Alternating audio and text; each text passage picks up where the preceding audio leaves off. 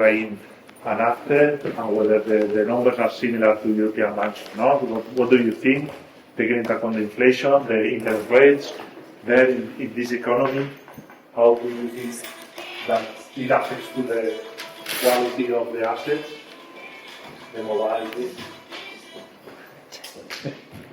And also, some of you asked me to analyze Bank of America. In fact, the guy that is not here, right, today, is coming. Bueno, no. What? Uy. Doctor Sui. I don't know that, and I don't know. Da cum laude.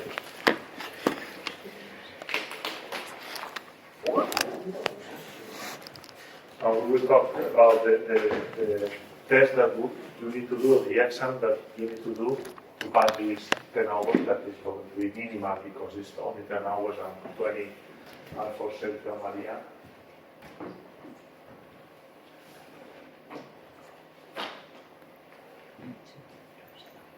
So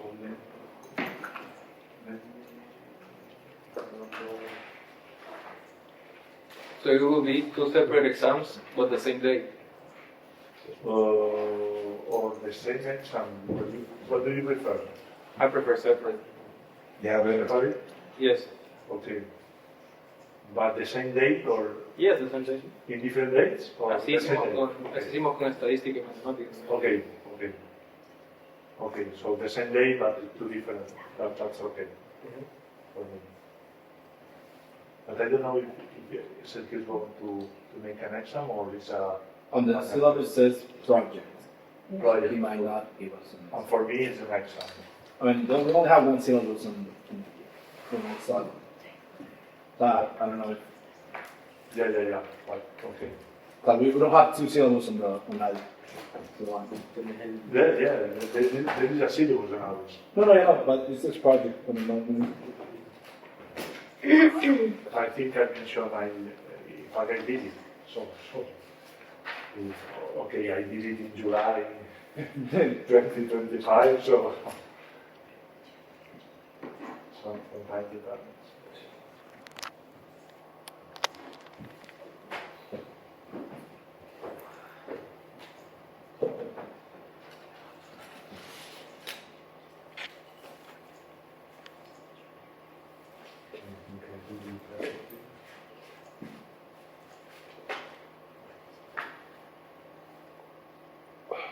Okay.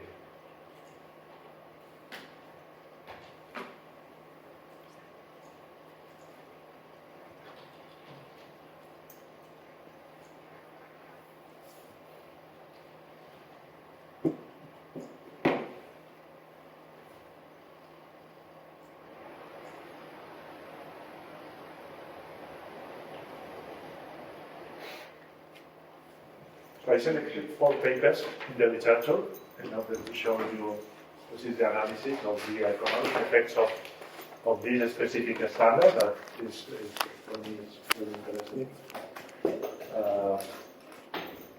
And I think publishing top journals in accounting. There are 4 journals that are top in accounting and very well paid for the people publishing there. So the salaries in accounting and finance are very high in the academic life. Because of you need to have a very good background in economics plus a background in accounting, also of course in programming, etc. And you work with a lot of data. So some data contains 100,000 observations, and I have a paper 10 years ago that I worked with more than 3 million. In this case, I'm going to show you one paper that will start with 13 million of observations, okay? Then when we clean, at the end we have, for some tests, 3 million or 4 million of observations because we are working with low-level data from Bank of Spain. But if you work for the Anacredit in Europe, you can work for more than 100 million of observations. So then you need to have this ability to work with no panel data with huge data, also with machine learning models, etc. But the most important thing is to have a very good knowledge of theoretical knowledge of the literature in order to issue some hypotheses that are interesting to test. Okay, this is the most important thing. The way that I show you the standard is because you cannot understand the literature without knowing the standard. That's impossible. Huh? That's really impossible. So you need to take into account this. And also, if you want to do the PhD in management in Toulouse, I would encourage, or the PhD related to with technical about mobility, if you take this is my perspective. If you take if you want to make a PhD in economics, should be focused on one area that you can contribute at least very new. For example, topics related to mobility. Because if you go to the traditional ones, it's very difficult to find a job and it's very difficult to make a real contribution. So you need to take into account also that in business departments in Spanish university we need a lot of people, especially in accounting, finance, marketing, management. We will have very few people doing the PhD. And in the end, in 15 years, 20 years, the vast majority of the professors are going to be retired. So there will be a lot of positions, especially in accounting. We are hiring professors on partial basis because we don't have. We have many, because some of them that work, do the PhD, they go to some consulting firms or business firms for making artificial intelligence with fraud, etc., that well paid, and then people go to the industry. Okay, that's the problem that we have. But almost every month, I receive some emails. If I know somebody that is interested to work in the university in every university, public university in Spain or in Europe, because they are looking for people and the supply is very scarce. And some of the people that do the PhD go to the industry because they decided that the academic life is not for them. So academic life is good when you are 50 or 52. It's very nice because you are free to do whatever you want. It's true that during the first years it's a little bit hard because you need to have an output and you are working in things. It's very stressful, more than you can think, because you are working on one thing that you will see the output published in 3 years, 4 years, 5 years. You need to be strong to think about this. But in the end, for sure that if you do a good PhD, you are going to find a job. That's because the supply is very scarce in some areas of knowledge. So in marketing, management. What is good for you is that you have a very good knowledge in economics, and it's a very good background. We have the possibility to do the PhD in Toulouse School of Management, that they have 5 fields of business, and this is an opportunity for you, but it depends on you. But it's a little bit hard at the beginning, but in the end, I think it's very, very nice to be an academic, and you are neutral and you can do a lot of things. It's true that in the business school, people are also academics, and they are board members of some companies, listed companies, etc., as independent, etc. You have more, but this is when you are getting old, or you are not young. But the most important thing is that you want to be an expert on one topic, okay? Then you can move from one topic to another, but your attitude towards new knowledge, to be that you want to be an expert on one topic, is the most important thing. It's the real thing that moves people to look or to do the PhD or to try to be an expert on. If you select one topic that is a hot topic today, but it's going to be a hot topic for the next 10 years, it's much better, because you will have the run-up of this sector, of this idea, or this topic in academic life and also in the industry. So now I'm going to do, if you have any question, for sure that I'm available to talk to you whenever you want, or if you have any question, etc., etc. there are a lot of good things to be an academic. The work is more flexible, the timetable from time to time you will work during the weekends, etc. But you are your boss. In the end, you are your boss, and you have value. You can move wherever you want. Perhaps you don't move to other places because of you have some restriction, family, children, etc. But if you are good, you go to Congress. It's good to see other countries, other cultures. You can do research stays. So you are the academic life is nice. Okay, so it's I think it's and also you can do other things that at the end of the class I will give you some examples of things that you can do for European Commission or for other things that we did as an academic, and the people don't know, because the people think that the academic is very theoretical one, and this is not real. I can tell you. Okay. What is true is that academics should have a very good theoretical background, but also empirical, but also practical knowledge, and that's important. So don't confuse that. If you have a good theoretical knowledge, you cannot make decisions, or you are not going to have a practical experience of practical knowledge, etc. Okay, I will explain you some examples at the end of the class. So, okay, do you remember the IFRS number 9? Which, and the difference with the US GAAP, the difference is that they use PD lifetime from the beginning. Okay, I'm going to show you 4 papers. One is my paper with Raisuke and Yuki Sakasai, a Japanese researcher, and the others.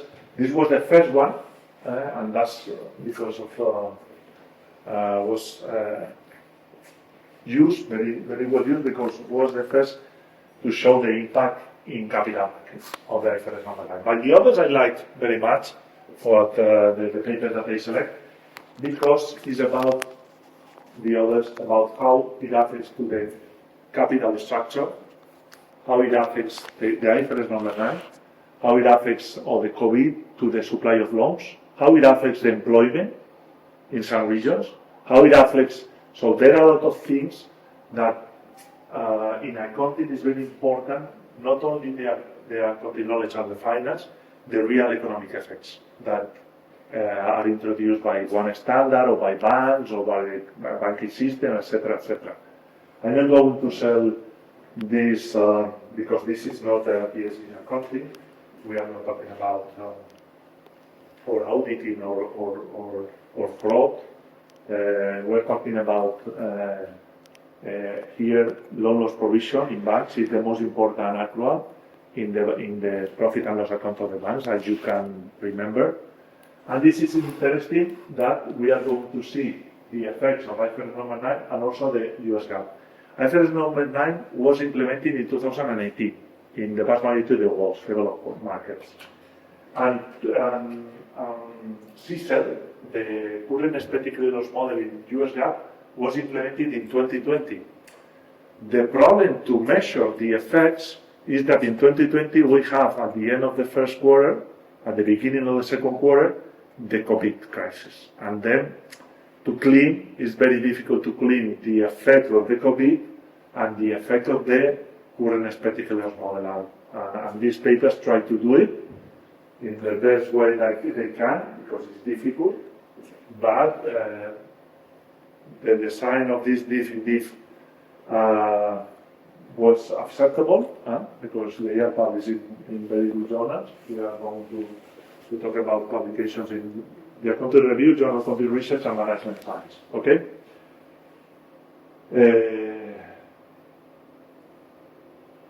Then, as you know, the loan loss provision is the cost of credit risk, and then we are going to analyze little by little. So every paper, for example, our paper has more than 8 tables, and we have an appendix of more than 50 pages. And it was very, very long. But in the end, you can focus on the most important table on each paper. Each paper has the most relevant table of each paper is the table that you need to analyze very in detail. Of course, if you are going to do the PhD in one specific topic, you need to read everything, and you need to read all the papers in this topic, okay? But I'm going to show you the most important findings, because I'm not going to explain all the technicalities, because it will take a lot of time, and for me, the most important thing is, which is the conclusion, which is behind the mechanics behind, which is the mechanism behind these results, okay? That's very important, okay? And this is, in fact, the vast majority of the people in accounting department at the ESE are engineers, okay? Because I study statistics first, and then I love accounting. It's not because of there are a lot of opportunities. I will tell you a little bit that. It's because I didn't know anything, and when I realized why it's interesting in other things, that not only the things that we study here, there are a lot of things not related to the problem of accounting, is that in the first and the second undergraduate course is very basic and is very boring for me, really boring. And I'm going to talk about accounting 1 and accounting 2 is mechanic, and accounting is not mechanic. The accounting that you are going to use if you are an investment banker or you are financial analyst is the other something, is the content of transactions, is expected effects of these corporate transactions, okay? So, okay, the first is how it affects the debt structure. Is a paper published in Management Science. These three authors work with Capital IQ in 50 countries, from taking into account data from 2014 to 2019. Management Science is the top journal. No, it's not top journal in accounting, because in accounting you need to publish in the 4 top journals, but also it's a general topic, it's a general journal that is very good. It's top on general, okay? It's not a Fox, Nature or other, but it's pretty good. It's really, really good. So they use data on Capital IQ. We don't have access here to Capital IQ, and in yes we have, and the financial statements that I show you, remember, of banks. In fact, today we're going to see the financial statements of Bank of America, is from Capital IQ database, okay? This period, here they work with 98,000 observations. They have some banks that adopted before, that adopted IFRS number 9, and others that they didn't adopt. Then they develop a giving diff in order to see control and treatment, in order to see which is the effect, okay? In order to clean the effect. Okay, what they try to do is to analyze how the bank debt reacts to IFRS number 9. There will be in the capital structure of firms more bank debt or less bank debt, which is what you see in these countries, in these 50 countries. After the implementation, in these countries you need to have control and treatment. You need to have in every country some firms that apply IFRS number 9, and the other firms that apply that do not apply IFRS number 9, that they still apply local GAAP. And here we are talking about firms, but the effect of IFRS number 9, the effect of IFRS number 9, are you studying master? Okay, this is your first time, no? Right? Okay, so it's because I didn't know, it's not. So the effect of IFRS number 9 on bank structure of bank debt on firms. So we are looking at firms, capital structure, and then we are looking at whether there is an increase or a decrease on bank debt on firms because of IFRS number 9, before and after. Okay? And then we need to do also matching exercises in order to get similar companies that didn't apply IFRS number 9 and others that apply in the same sector, in the same country, etc. Also, they apply diff in diff in order to see what happens with this. Okay, so what they obtain is that there is a decrease in bank debt in the capital structure of firms because of given that it's more costly and given that banks are going to monitorize much better the firms because from the beginning they have a cost. Before IFRS number 9, remember that in the incur loss model, they didn't apply any cost in terms of provisions at the beginning because they didn't need to use PD 12 months. Do you remember this? Mm-hmm. So then generates a higher cost, and then in some sense there are some firms that are without the cover of loans by bank loans. The good firms with good expectations can go to the bond market for the small and medium entities, but for some countries they don't have developed. They don't have a good developed market for debt market. For example, in Spain we have Mercado Alternativo Renta Fija that is good for some debt instruments, but here in the example there are countries that are smaller and they don't have this capacity, and then what you can see is an exchange of different. Also, they use deal scan in order to see whether after IFRS number 9, the borrowers, the banks, ask for more guarantees in order to reduce the loss given default. Given that PD is increased, loss given default, you need to compensate with the loss given default in order to reduce the cost in terms of loan loss provision. Do you remember this? Mm-hmm. Eh? Professor, so many companies, because a big company can easily go to the equity market, but what does the paper or any other paper analyze what happens with small firms that have almost no access to the debt market, even more in the developing countries? It's frictions. This is one. More frictions in the country, credit frictions. The effect is larger in countries, for example, like Spain, that you are exposed to bank debt because 80% of the credit in Spain come from banks.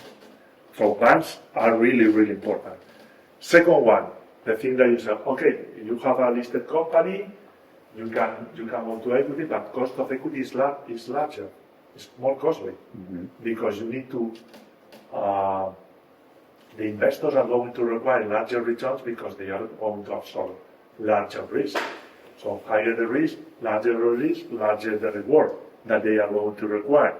And the investors are going to compare. Remember, shareholders value added that I showed you. Mm-hmm. Return on equity with cost of equity. If you are not able with these funds to generate larger return on equity, then you are not going to compensate for the cost of equity that they are required. And you have cost of equity and cost of debt. If you look at the accounting, you have some cost for the equity and some cost for the debt. And then you need to compensate for this cost. And then larger the equity side, larger the cost of equity. It's true that it's not a realized cost. It's not a cost that is going to go to profit and loss account, but it's an economic cost. Mm-hmm. It's a cost of opportunity cost that you need to take into account. And the investors are going to take into account in order to evaluate your management of the firm. Okay? And this is one question that I'm going to show you. I selected one regression. I allowed all these papers if you want to have a look, and I can allow more papers, but I would like to show you the things that we do. So the important thing here is in the first regression. This is the first regression, the first equation. You have more than this. Of course, you control for a lot of fringe effects, fringe effects with double cluster. And you use them diff in diff, you use matching, etc. But this is the first regression. You can see that they are trying to see how the sensitivity of IFRS number 9 in the post period to bank of the firms in the on average on these 50 countries. For sure that there will be a more effect on those countries that depend more on bank debt. Mm-hmm. Of course, for example, in the US is not included here because US not applying IFRS number 9. But in the US, you have the capital markets accounts for 40% of the financing. This is the capital markets. Banks accounts for 40%, and 20% is for venture capital market, other markets that are for riskier projects. Okay, so I really need to take into account this one. So more things. So any question? So before IFRS 9, you recognize the loss when it happens, right? Yeah, right. Include loss model, right? And then you recognize the cost when it is happening. You didn't follow unexpected credit loss model. That discipline more the bank in order to be more to do a stronger monitoring of the firm. So my question is also when you analyze year to year, so your P&L, since you have a provision, you increase that, your bottom line also to a big hit, right? The first year of transition. And the same with the retainer is on the. Absolutely, but when you remember that when you are granting a loan, you will be in stage 1. In the US, the impact the same. Imagine that we are working with artificial intelligence and we have the data of the US. If we replicate this analysis in the US, my expectation is that the effect is stronger because you are not using PD 12 months, you are using PD lifetime, and then should be stronger. We will see the effect. The problem in the US that I have a PhD in Pompeu Fabra that is working on Bank of Spain, that he worked for the analysis of the current expected credit model of the effect of it. And Tim, a follow-up question that on the U.S. banks that are listed and they transition to lifetime, since their P&L and all the financial statements were hit, that didn't hit also the stock price? There are papers that show the causality between loan loss provision and stock price. If you are increasing the loan loss provision, it's because your cost of credit risk is high, and then it's reduced the market value of the equity because you are signaling that you didn't manage so well the credit risk because it's increasing, and then it's a signal, an important signal. In accounting, the literature on capital markets is very important. Try to avoid losses, how to manage loan loss provision for returns. In fact, our paper with Gaiska and Yuki Sakazai is about the effect on stock market, on returns, volatility, etc., future risk. How I am transmitting future risk of the bank with the loan loss provision. Exactly the thing that you are thinking about.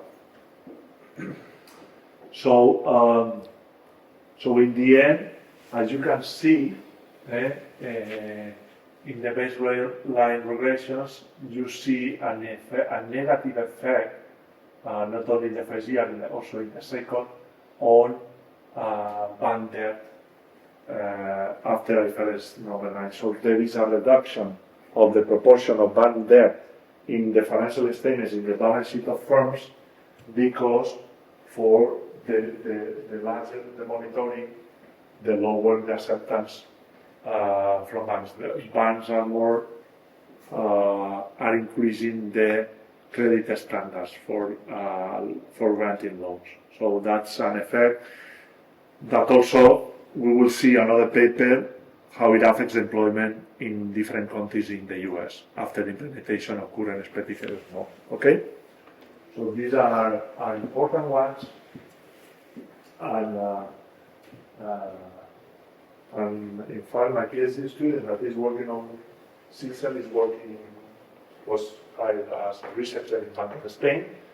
He's doing a good job, and the good thing that Daniel has a lot of access to FIRBE and to financial statement firms, and he can do a lot of things. Also, Sergio Mayordomo and Maria Rodriguez that are coming to teach you are very good researchers of Bank of Spain, and they know very well the FIRBE, the credit register of Spain, and they usually, you need to work with some people from Bank of Spain in order to use this data. You cannot use There is a lab, but it's very difficult to obtain the same data that they work. And they have excellent data, very granular data on Spain, low level data. So this is you can see the effect in terms of basis points of the adoption of IFRS now on bank reliance, on bank debt reliance from firms. So banks are stricter, and it changed a little bit the capital structure of firms, relying less on bank debt because it's more difficult to obtain. Okay, and this generates less employment in the firms, etc., etc. Okay, but this is the paper that I wanted to show you. So second one is our paper. I'm going to talk about it later because I'm going to show you one presentation that we did in India for the central bank in India. At the time that we were doing this paper, was a hot topic, and it was the first in a top accounting journal, and we went to different congresses to show the results, and it is very difficult to publish. In fact, it's very hard. But in the end, you don't need to publish in top journals in order to be academic. It's a question of time. So you are exciting, you want to be good, and you work with people that are clever than you. It's much better. Okay. So okay, but sorry. I will go later on to this paper. I prefer to jump to the other, and then I will go back. CISL and COVID. We have a problem, an identification problem. We have at the same time the implementation of CISL, and we have at the same time the COVID recession. It's not exactly the same time because you apply CISL in the first quarter of 2020, and the COVID crisis in the developed countries came in at the beginning of the second semester, the first day of April, okay? At least in Spain. A little bit later, some days later in the US. And some in Italy 10 days before, etc., etc. But here we try to see which is the effect of the COVID and which is the effect of the CISL in terms of provision. Because also a systematic shock from COVID, given that it's going to reduce economic activity, you don't know whether the borrowers are going to be able to pay you back the loans because of there could be a decrease or an increase in unemployment. Unemployment is the most important driver for loan loss provision. If you look at any bank, the variable that you need to take from real estate taxes, etc., interest rates, etc., but also unemployment is very important, the most important driver, in order to estimate loan loss provision. José María. You know what CISL? Current expected credit loss model. Current expected credit loss model. ECL is from IFRS number 9, expected credit loss model, and they call another way. Current expected credit loss model. Okay? CISL. In order to be different.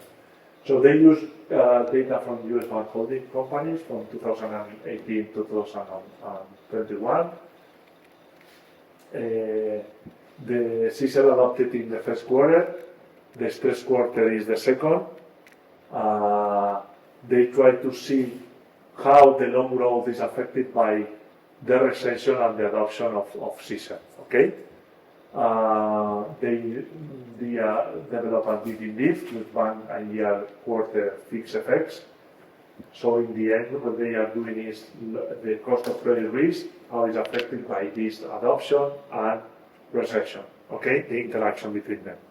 So clearly, the effect, isolating the effect of the adoption and isolating the effect, because they want to see how the cost of credit risk is increasing because of the COVID and because of the adoption, that is, one thing that I didn't mention, at that time, the US administration allows the bank to postpone the adoption of CECL because of the pandemic.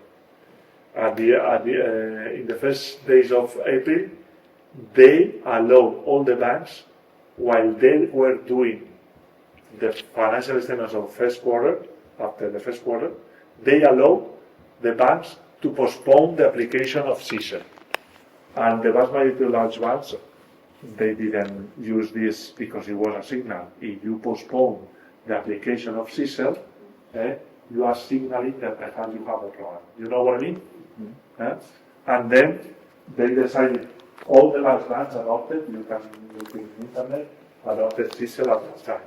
Only very small banks or very, what is called commercial banks, you have bank holding companies, the banks that operate in different states. Commercial banks that operate almost in one state or two states. Then you have credit unions. Credit unions is our cooperative banks. They didn't adopt CECL in 2020, they adopted in 2022. Okay? Given that you need an implementation in technology that is very costly to adopt CECL, because it's a huge change in accounting of banks. Okay? Because you need to evaluate, simulate, you need to have a lot of information for every portfolio of the bank. You have thousands of portfolios, etc., etc. So it's not that easy. What they found is that the increase in loan loss provision reduced loan growth. That it seems. And one thing that it was interesting, banks adopting CECL in counties or in states that they have higher market share, the effect on unemployment was larger. Okay, the effect of the recession and the adoption of CECL was larger because of this increase of cost of credit risk reduced loan growth more in countries where there is less competition. Okay, because they have a higher market share. Okay, the banks. So that was an important issue that the public administration need to take into account. And then also with recoveries of loans. Okay, because bad performance in terms of recovery. So you see here that in terms of provision, the CECL adoption and recession increase. There is an increase by the recession, there is an increase by the adoption, and then also the interaction increase, marginally increase the cost of credit risk. Not only the CECL, not only the recession, there is a positive interaction that also increase the cost of credit risk, as you can see. Okay? So there is a joint effect, not only by CECL, not only by recession, there is a joint effect that increase the cost of credit risk through loan loss provision. Okay? Then, if we look at the loan growth, we can see that the interaction, there is no an individual effect on the CECL adoption, there is no, the recession effect is marginal, because of, at that time there were a lot of coordinations. There were a lot of public aids to some specific sector. Public loans, public that reduce the effect on loan growth, but the interaction between both also affect negatively to loan growth. So there was a negative effect on loan growth, but it was caused by the interaction, not by recession, because it's 10%, nor by the adoption of CECL. And that's important because always when you look at provisions, always has economic effects in the economy. Every decision that you make about provisions or regulatory capital is going to affect the economy. Larger the effect in the economies that the dependence on bank funding is larger, like Spain, Italy, Portugal, Ireland. Everything that you are going to regulate at the asset banks can have a larger effect on countries that are most exposed to bank debt. Eh? Question. So, I know with COVID, and I don't know in Spain, but at least in the States, the Fed reduced interest rates. Mhm. So, and even like, also I know the rates as well, like the mortgage rates were really low, like historically low to, I guess, incentivize people to buy. So, that would contradict the actual effect of this model on the economy, because technically it should become more expensive, but I understand the Fed reduce interest to make it cheaper for consumers, right? To, I guess, get credit. It's a very good question.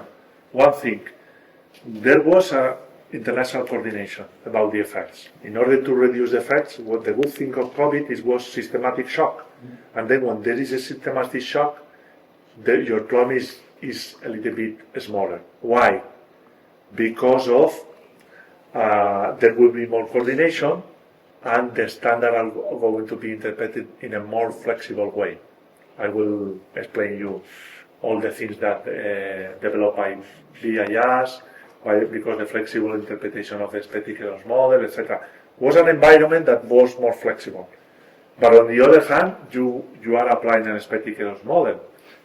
I don't mind whether the government is going to grant some interest rates or one portion of the interest rate, or are going to grant more money, because I didn't know at that time the effects, the real effects of COVID, and how long we are going to have this problem of COVID. And the most important thing is that the PD is affected. There is an increase, a significant increase, because the scenarios, in order to make the scenarios, there is larger uncertainty by the scenario. Imagine that you are in April 2020 and you need to make the scenarios because you are going to report the financial statements of first quarter 2020. Remember that time? You don't know how it's going to evolve in the following 5 years. Then there are an increase in uncertainty, there is an increase in cost of credit risk, there is an increase in PD, so larger the loan loss provision. Because we are not talking about right now that the government is funding. I don't know what is going to do the government in 1 year. I cannot simulate this. You cannot assume in the simulation that the government is going to give you financial help in 1 year or 2 years. You know only the things that are approved right now. And you cannot simulate scenarios taking into account one things that are not approved. Okay? And that's the reason that there was an increase. But the question is very pertinent, it's very important and relevant in that case, because it was the real case. So I try to show you and to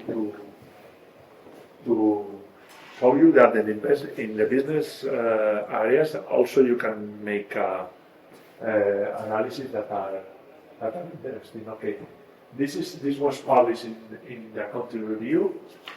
This is the ERTAN. The ERTAN is London School of Economics, and he used EBA transparency exercise. You have a lot of data about very granular data on the European Banking Authority. The last president until December, José Manuel Cantay, right now, today appears in the newspaper that is going to be again professor of the ESE Business School. He's coming back to the ESE Business School. And you have here the European Banking Authority transparency exercise.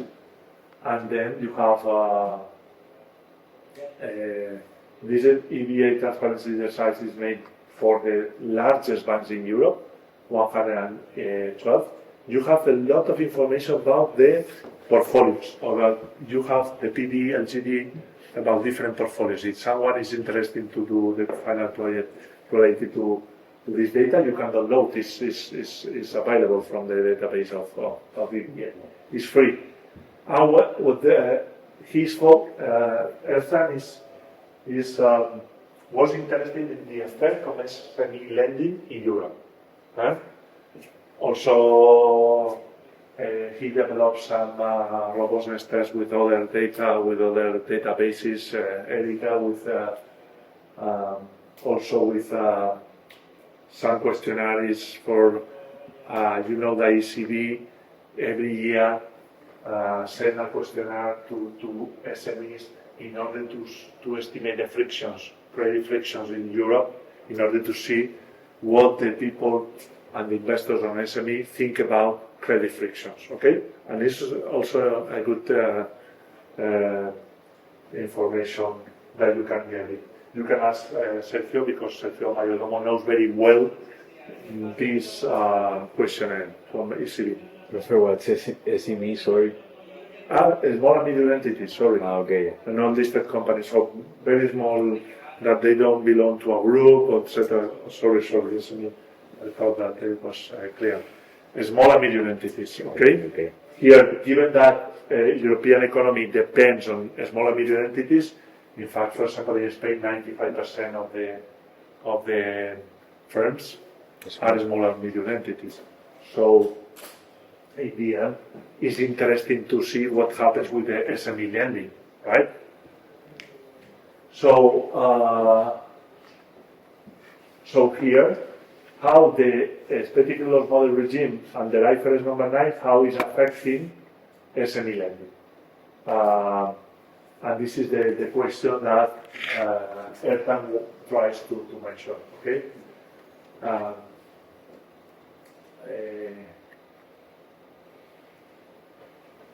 He distinguished between two different banks. Homogeneous mean that these banks, the effect of the change, because he distinguished between those banks that are less affected by the change, because the impact of the one-day transition is lower in loan loss allowance, because they were prudent and they were anticipating in some sense the standard that was implemented in 1st January 2018. So those ones that the increase in loan loss allowance was small. And also, he tries to see what happens in those banks that there was a heterogeneous impact. So larger the impact of the implementation of the change between improved loss model and expected loss model, in order to see whether the effects on SME lending are larger for those that are more heterogeneous. Okay? You know what I mean? Do you follow me? Do you understand what I'm trying to explain you? There's a different effect depending on the type of company and the size. That's the point. No, but here I'm not talking about the company, I'm talking about the bank. So given that the bank is providing funds to SMEs, we're talking about what happens with SME lending. SME lending is data from the EBA exercise. You can take all the portfolios for each bank that are for SMEs, loans to SMEs, and you analyze before and after. And then you see, okay, but there could be banks that the IFRS number 9 didn't affect too much, and there would be banks that the change of IFRS number 9 changed a lot because they were under provision. So in this case, he distinguished between these two banks in order to see whether there is a differential effect. And what he obtains is that it doesn't matter. So there is an effect, a negative effect on SME lending from the standard. Why to SME? Because SMEs are not audited, so in the PD and LGD, the quality of information is lower, so it affects your credit risk parameters, and then are the portfolios that could be more affected, the hypothesis is more affected the SMEs than the largest ones, because the larger companies are more diversified, are listed, are more monitorized, etc. So the effect is lower. And also the LGD, because the loss given default of small entities, the PD is larger and also could be larger than loss given default. I don't get. He's controlling by heterogeneous effects. Yeah. But what he calls heterogeneous is that there were he puts together banks that the impact was larger of the transition and banks with the impact was smaller. Okay. And So here are homogeneous that the impact was very similar, okay? So the most important thing is this one, okay? Get bands that the impact was not too high or was not too low, and which is the impact. And then he tries to show you, okay, I'm going to add noise, whether to see whether the results are robust to the previous impact on the change of model from incurse loss model to expected one. It's an important question that you need to take into account. Okay, those that are more affected for the standard perhaps are those that react more and decrease the loan growth. Okay, mix this with others that are not affected. On average, the impact still remains the same impact or not?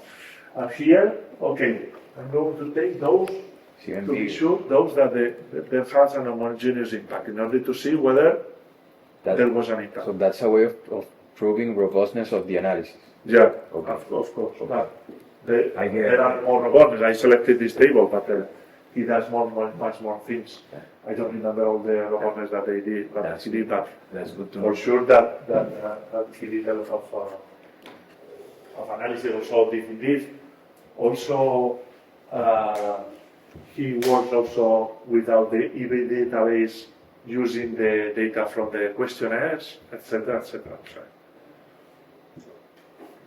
What is interesting is that he works with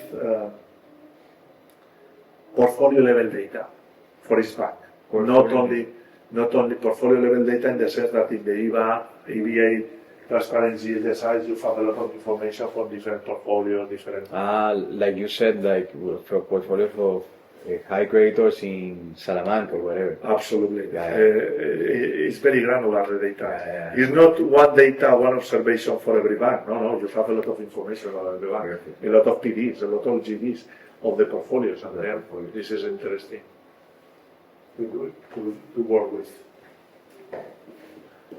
Okay, so as you can see, this is for what is interesting for the heterogeneous, the impact is lower because you are creating some noise in order to see whether the result is there.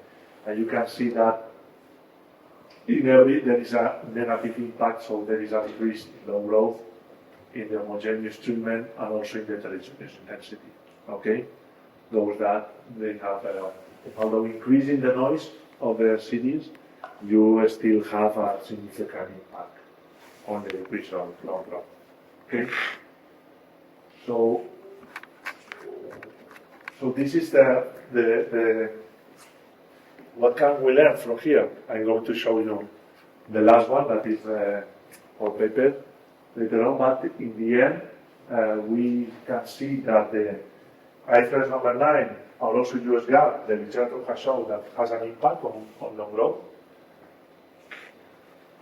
When the macroeconomy is getting worse, the impact is larger. When the economy depends more on bank credit, is larger, and also for those countries or those states that the bank has a higher market share of the market, and also the bank increased the loan loss provision at the time that the bank is implementing a expected credit loss model, the impact on loans and the impact on unemployment is larger, okay? Because lower level of loans, larger the probability of an increase of unemployment, okay? Because you need funding to create jobs, okay? And to maintain jobs, okay? So I put here, I asked ChatGPT to generate some ideas and also review for me.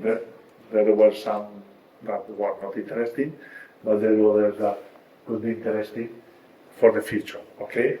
Related to this. But there are a lot of people working on these issues, so it's very, the battle is very strong.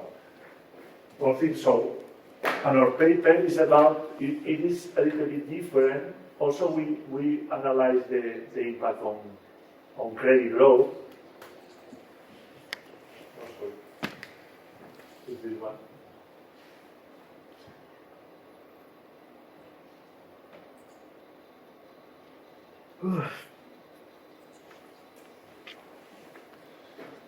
So there was a contribution conference was organized by the Central Bank of India, and this is the presentation that we made there. And remember, you know that loan loss provision is the special accrual because it's the most important one in profit and loss account of the banks. Explain much of the operation of the banks, profit and loss account, and we came from too little too late. Okay, the increase in loan loss provision is very large at the beginning of the crisis and then generates procyclicality because you need to record larger expense at the time that the market economy is getting worse and at the time that you are recognizing lower income. Lower income, why? Because two things, because the interest rates are going to decrease because of monetary policy and also because of there were some borrowers in default, and when the borrowers are in default, you cannot recognize income from these loans because they are not paying you. And then you have a shocking income and a shocking cost. Is very procyclical. So the too little too late, we try to avoid this problem with the expected credit loss model, but still there is some cyclicality.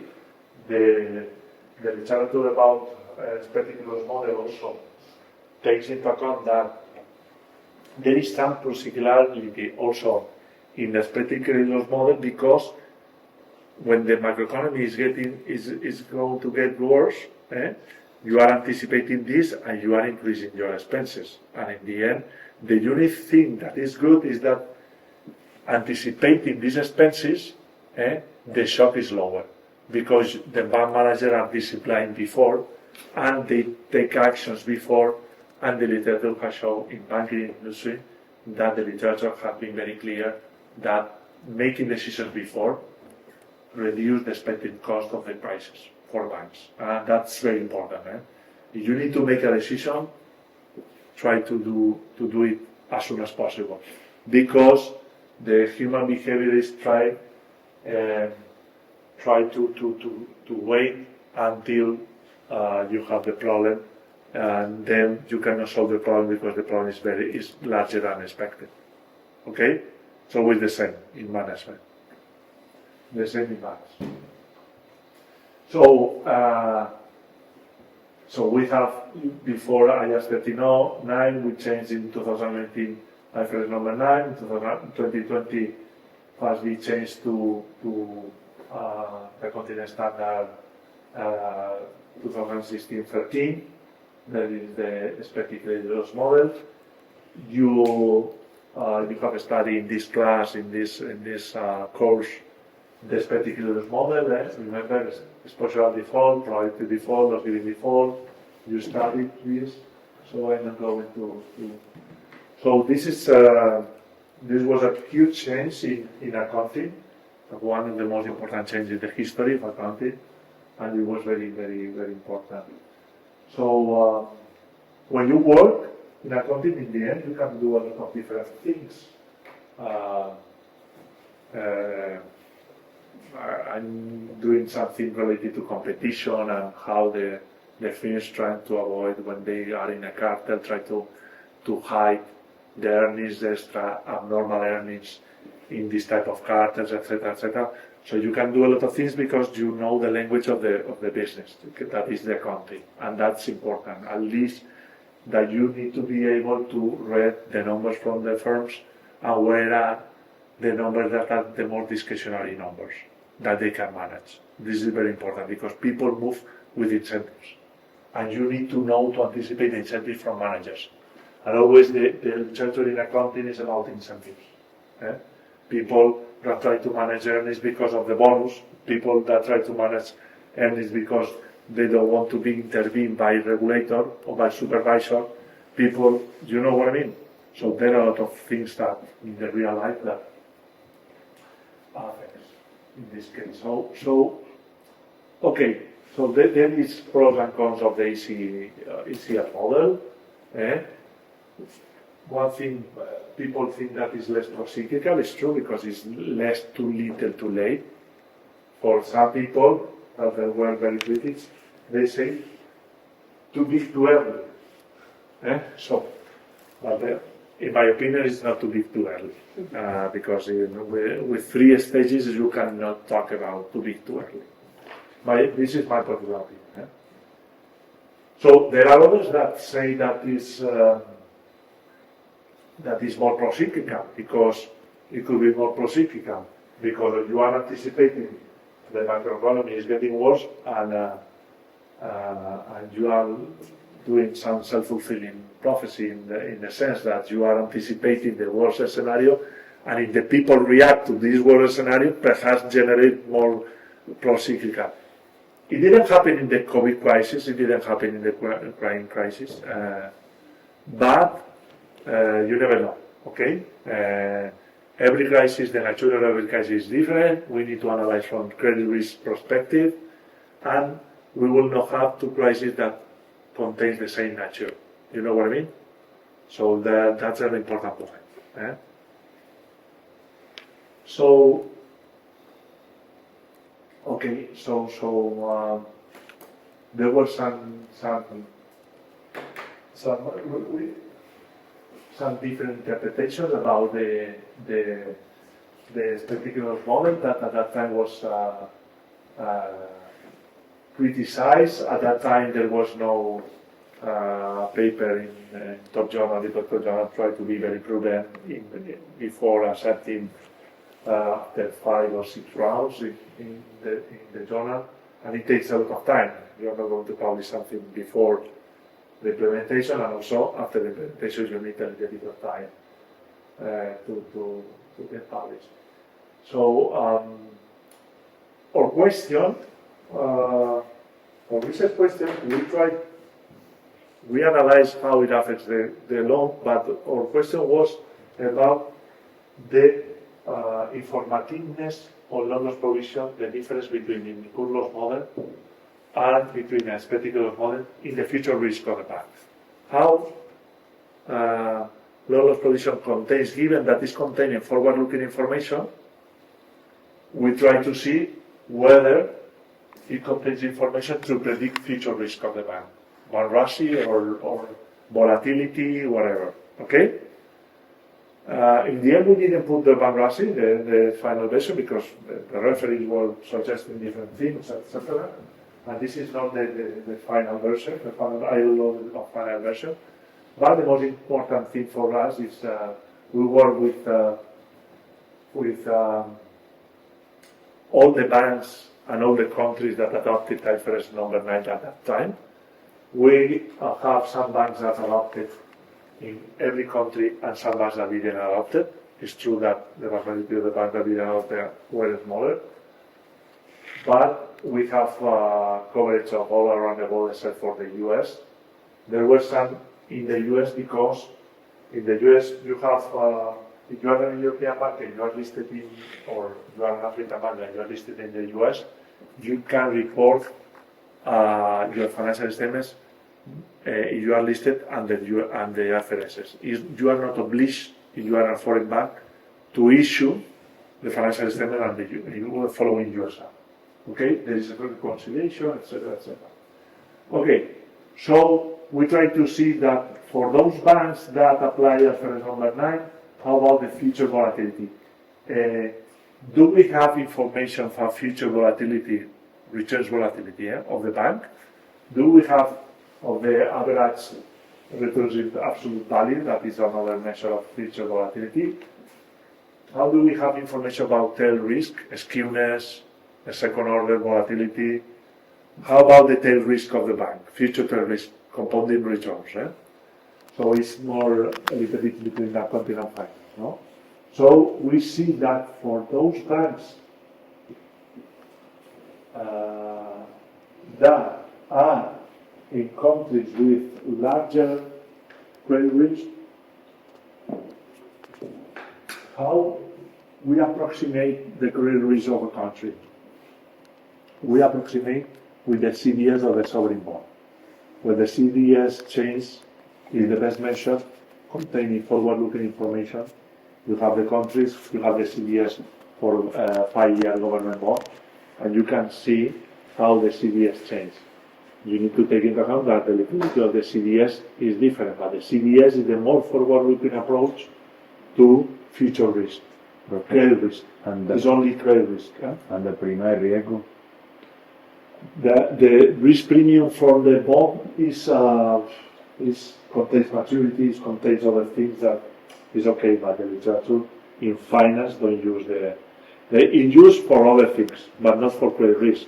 Prima risk could be for other reasons also. But it's interesting, the spread, the yield curve, etc.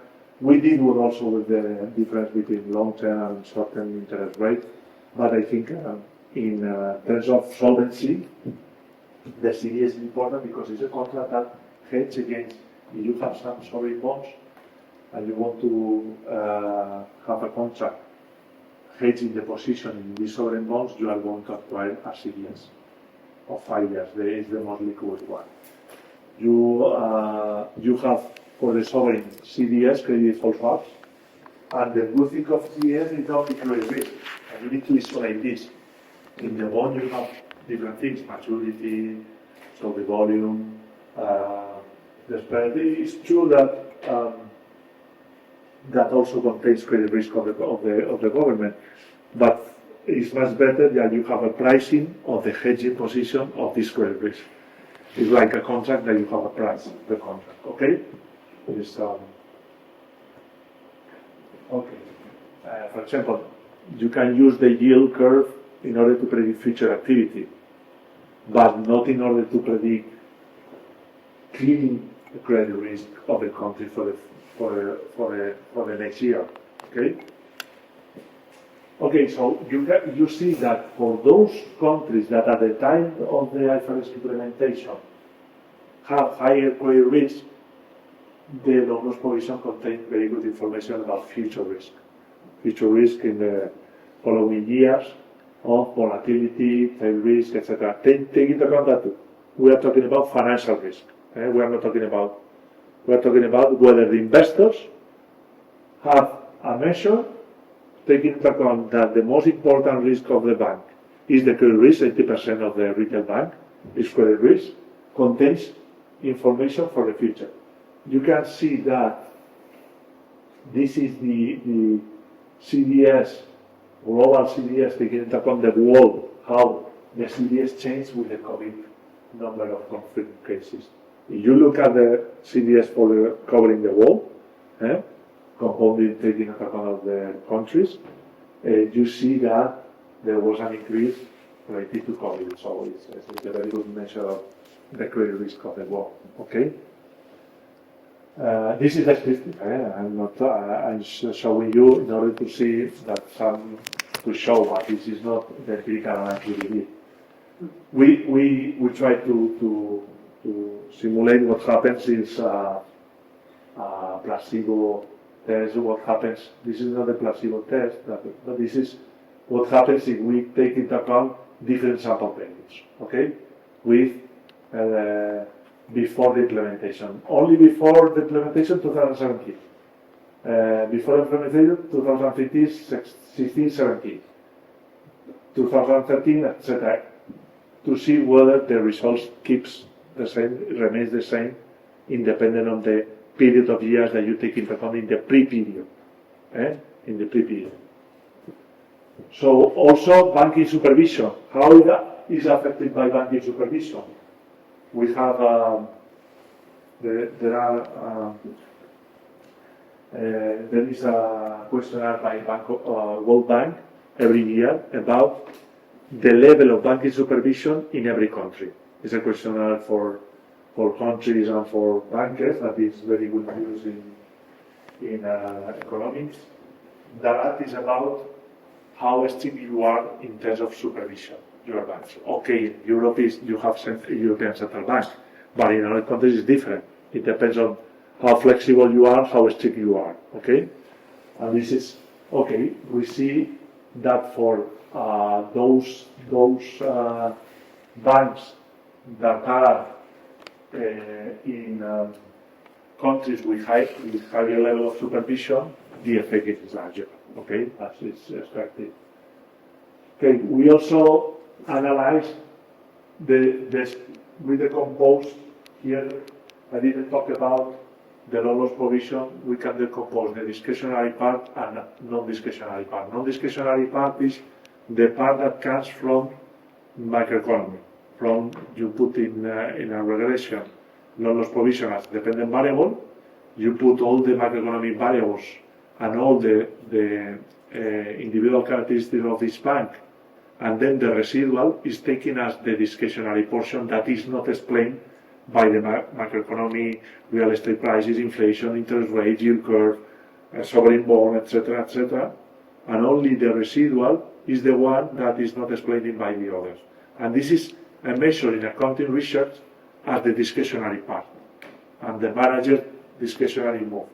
There is a lot of literature about how this discretion is affecting bonus. So you have the bonus this year for the bankers, they reduce the discretionary portion of the loan loss provision. If the bonus is in 3 years, in order to try to get the bonus, they increase the discretionary portion to be more prudent in order to show better results at the time that they are going to get the bonus, etc., etc. There is a lot of literature about discretionary loan loss provision. Okay. So okay. So also we try to make whether there is capital management, the literature focus on loan loss provision, whether you are trying to manipulate loan loss provision in order to manage earnings, and also one stable literature try to show you how it's affecting how you manage, whether you manage the loan loss provision in order to affect capital, because the regulatory capital, when you increase the loan loss provision, reduce equity, reduce your capital. Okay, how is affecting this? The change between incurred loss model and expected loss model, and there was no effect in the checks. We didn't see any effect. And this is the day one impact disclosure. Is the day one impact from moving from IAS 39 incurred loss model to IFRS normalized to expected loss model. And we can see that the day one impact has some effect on CDS, on beta, the spread between of banks, and on returns. Okay, those banks with larger effect of the day one have a bad signal in the market because of the investors react negatively to this data because of they think that they were under provision before, so they were not prudent before. So I don't trust too much on these banks because they were under provision before. So I think that the behavior will be persistent in the future. Okay, because it's the market can assume that it's your accounting policy. You don't mind to be a little bit under provision on average, over the other banks. Also, we see how that affects the loan loss allowance, the change in loan loss allowance, the change in loans. We also analyze the impact on supplier loans, as the other papers did in 3 years after this, but it was not our first motivation. Okay, we show before that the loans, the supply of loans, the credit growth is affected, especially in those countries that the CDS is larger. Larger the CDS, the price of the CDS, larger the effect on loan growth. Okay, and the CDS as a preferential of credit risk is because the CDS is not about the current credit risk, it's about the future credit risk. And if you are talking about the expected credit loss model, the CDS is perfect because it's a forward-looking measure. Okay? And also this type of the effect on capital, etc., etc. So at that time, always the final version of our paper depends also on the referees, on the editor, on the tal. They are suggesting a lot of things, and in the end, it has nothing to do with the starting point of your paper, but it was very, very funny. So, okay, so then I explained you the first 4 papers of this branch of literature that I like very much. And you know, you have a good knowledge of loan loss provision. Then in the second part of the class, we're going to have a look 5 minutes of Bank of America. But what a pity that the person who asked about to analyze. We have tomorrow the big exam of maths. Ah, So maybe they are still. okay. I don't know. Okay, very good. Also, we are going to, at the end of the class, you are going to do it. What did you learn from Russian banks in comparison with European? If you have experienced some data problem downloading data, it's very important that you are able to download data about any sector, every country, etc. Yeah, I try to push you. I don't mind to give you an extra class in the future in order to show you one sector or how you can download other things from Orbis, etc. But I need to see, as I mentioned and explained in corporate accounting, that always we analyze one thing that is happening right now.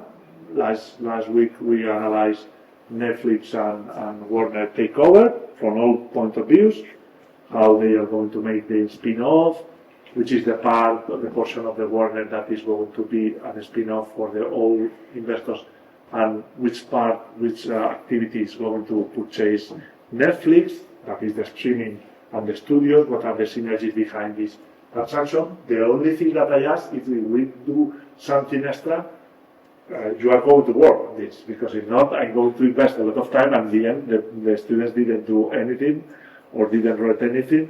I'm not going to do it, okay?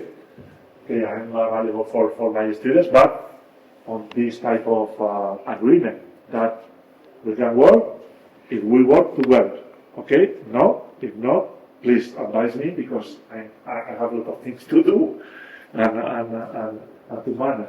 And I will buy you also the ES banking industry name that I organized in the ES, that will be 27 and 28 in May. Okay. So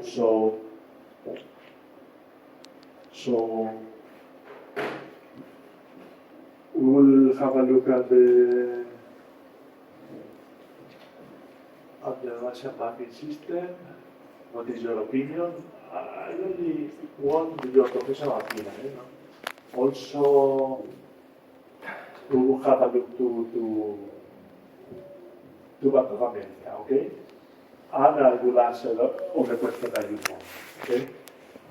I will be available, so we are going to make a break of 15 minutes, okay? And then I'll go to my office. Then I think so. If you have any questions, I will be with Sergio when he comes. Well, I will be attending Sergio when he's here. I don't know which is the day. Do you know the dates of Sergio class? Yeah. It's The first one? next Friday, 10 to 1. Okay, next Friday. Okay. It's Los jueves también está. Okay. And No, 5 de 5 a 7 y media. I am Next Thursday 5 to 7 and Friday 10 Okay. to 1. That's good. Okay, I will be in contact with you. I will call each other. Okay. Okay, so I just come back in 50 minutes. Okay? Okay.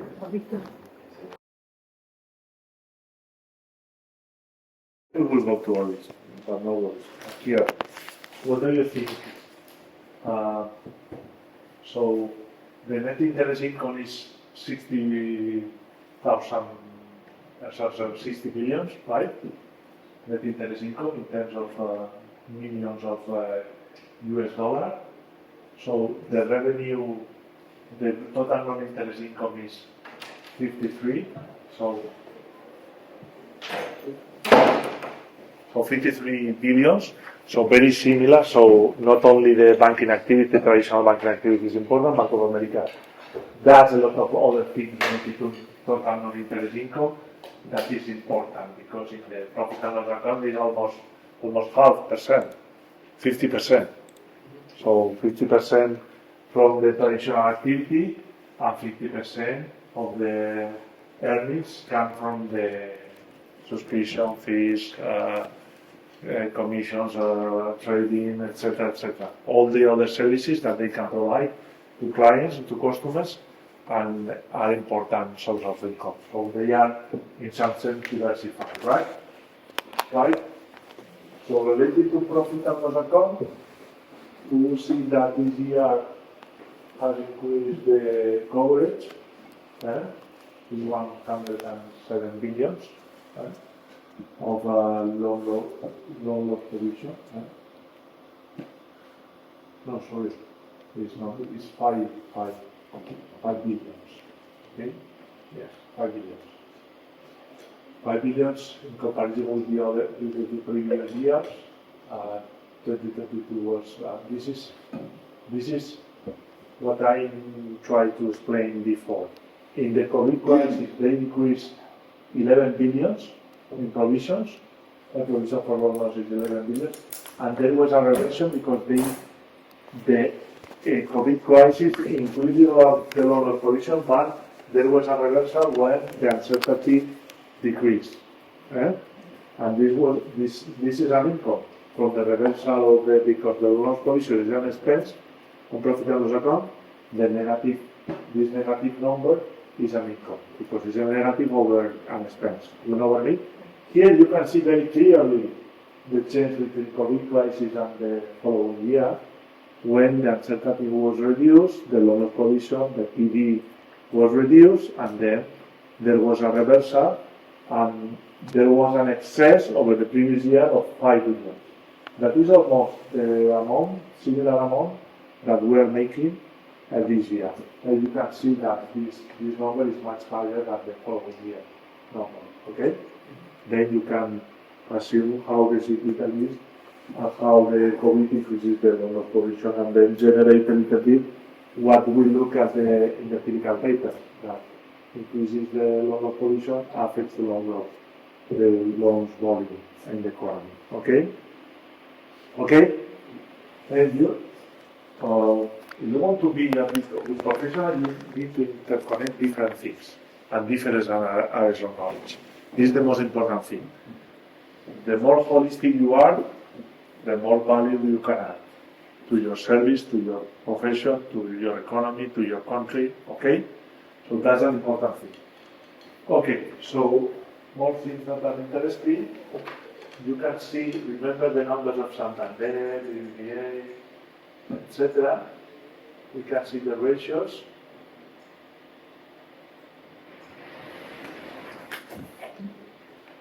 We see that still Bank of America, the return on equity is not very high, it's 10.6%, is lower than BBVA, remember, and also lower than Santander.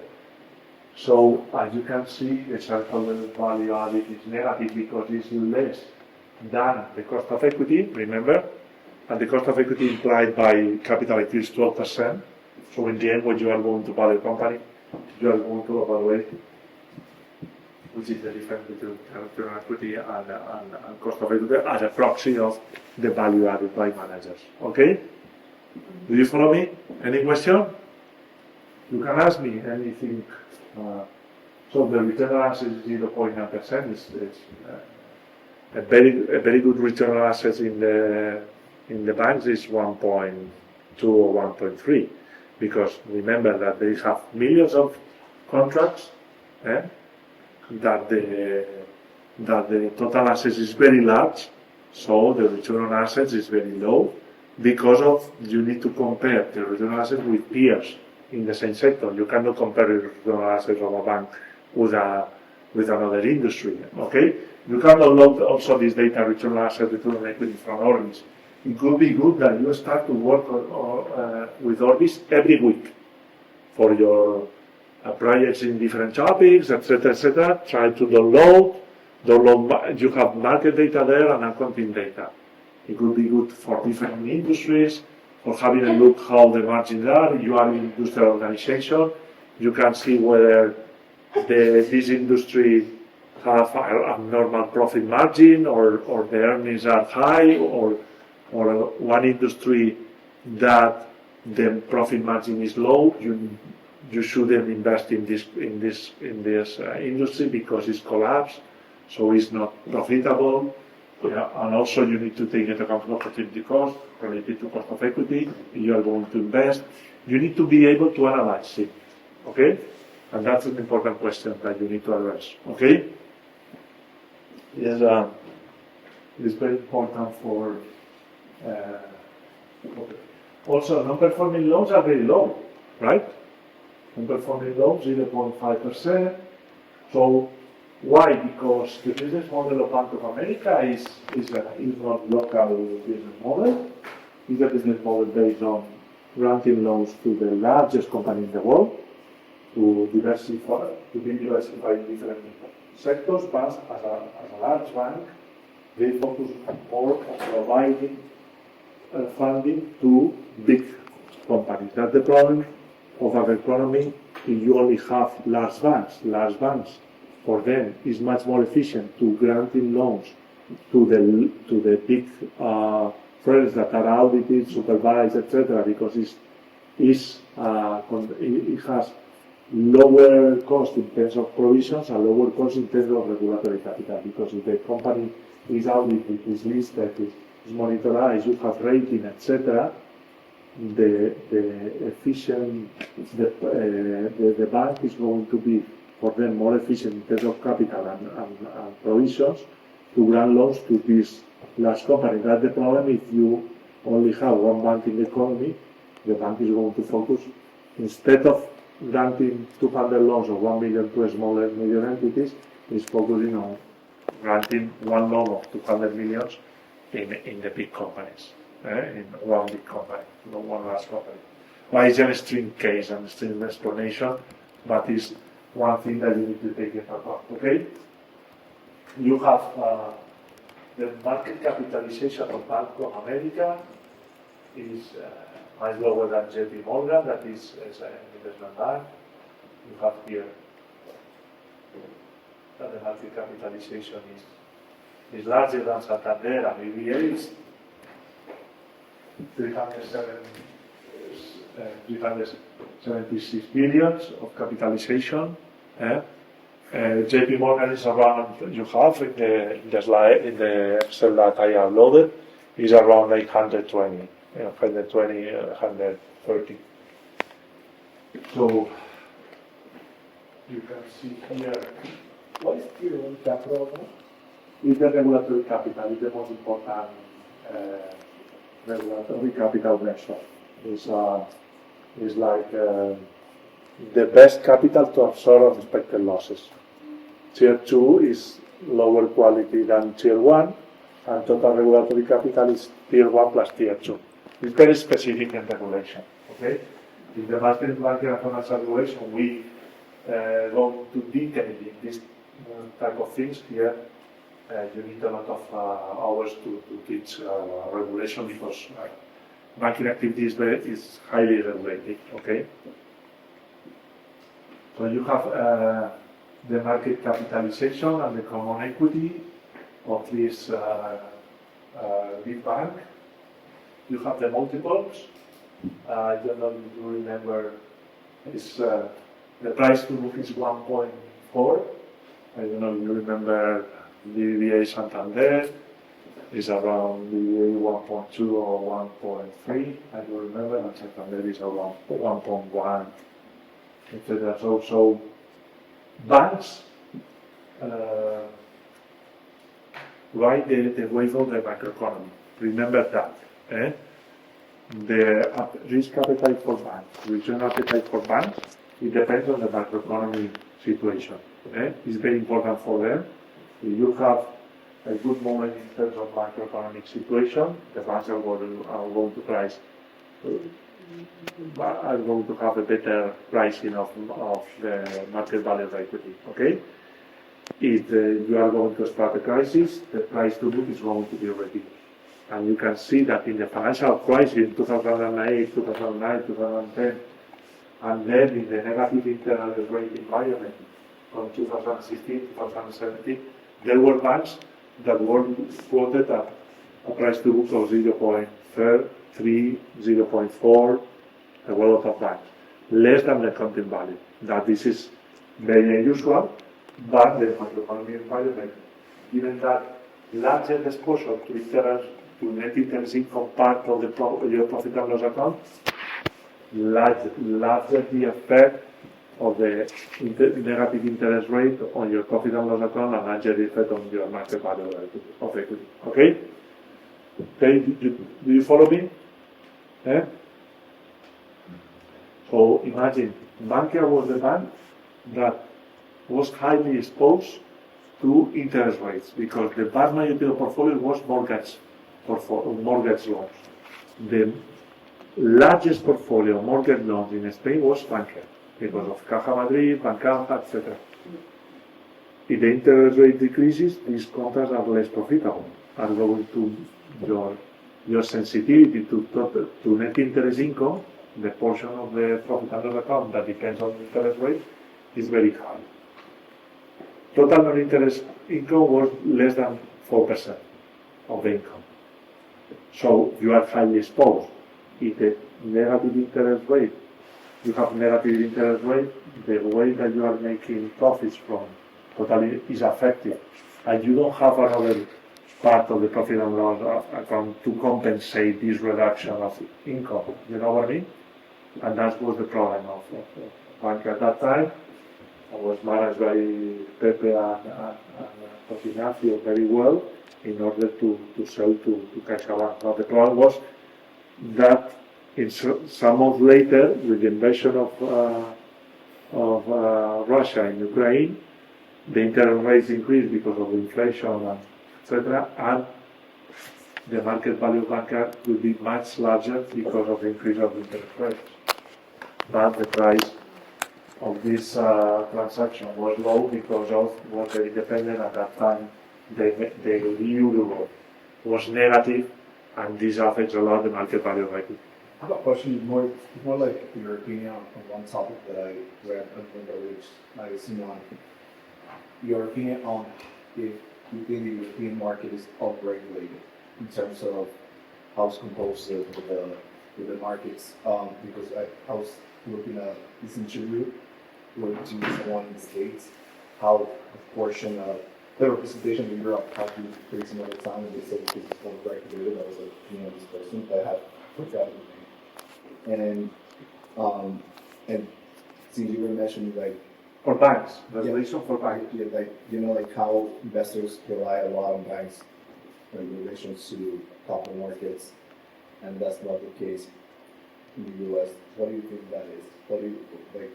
Okay. Is regulation is just Very, very good question. First, if you look at 90s or 80s, where BlackRock, State Street, Vanguard were created, they were very small at that time because the business. When you increase the regulation of banks, you reduce the appetite to invest in banks because are more regulated, are riskier from the supervisor point of view, etc. Regulation in the banking activity gives value to the non-banking financial institutions like BlackRock, State Street, Vanguard, they are much larger than Bank of America. Why? Because they are not regulated, they can provide debt, but given that they are not admitting deposits, they are not regulated. They can provide debt and they can make earnings from the traditional retail activity, banking activity. And if you look at the size of banks in 80s in comparison with the size of banks of these investment funds in 80s, the banks were much larger. But right now, they are much larger than the bank. This is because of the regulation. Second, we regulated too much in Europe. Okay, in 1998, the banks were deregulated in the US in the sense that for some banks that were only able to make banking activity in one state, they opened the space to do banking activity in different states. This increases the risk, the credit risk, because when you are new in an state, you are going to absorb the lowest and riskiest borrowers. If you want to start to make business in this, this was a bad decision. This type of regulation. We need to think about simplifying banking regulation in Europe, that's for sure. ECB, European Banking Authority, and Single Resolution Board is thinking about it. In fact, the last banking industry meeting at the ESA Business School, the title was Simplifying Banking Regulation. So I'm a lover of simplifying banking regulation, but not all the banking regulation.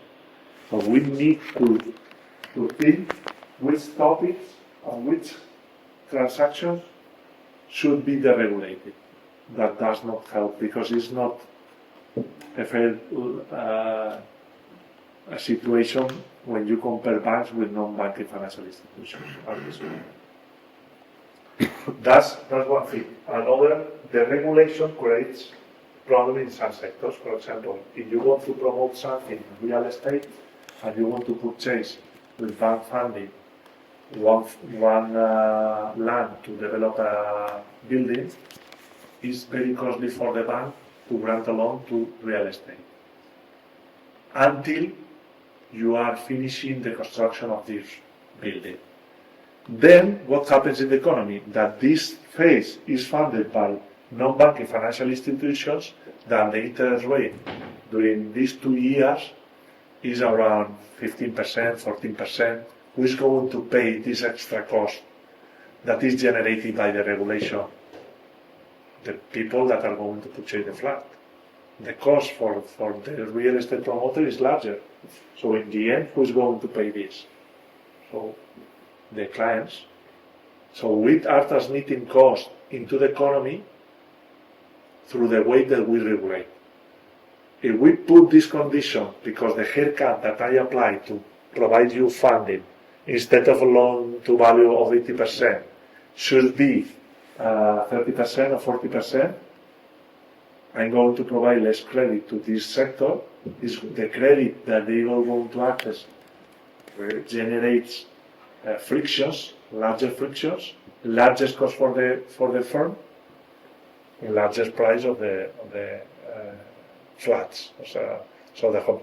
But it's not only because of this mechanism; it's also because of the supply, of the supply of land that you can build in this. Depends on the mayor in every city, but this also affects the pricing of the real estate assets in Spain, and also in economies where you need to construct. You need to take into account that before 2008, the level of construction in Spain was around 800,000 flats, and right now it's 200,000. No, right now it's 90,000, and the demand is 200,000. So imagine how it's affecting. Our population grew in the last 10 years around 3 million people. So we are constructing less, and then the population has increased 3 million. Then it's more costly, so the real estate prices reflects these frictions in the market. You know what I mean? So regulating the banks, you are affecting the economy. Not only because of the loans, because of the pricing, because of a lot of things. So that's the reason that when you want to apply a social policy in a country, you need the help of the banks. For example, anti-money laundering, they need to do this analysis for free because they are obliged, because of the regulation. Why they need to invest in technology and to make this analysis, forensic analysis, etc. of the money laundering? Because of the regulation, they are obliged, but they can be free, no?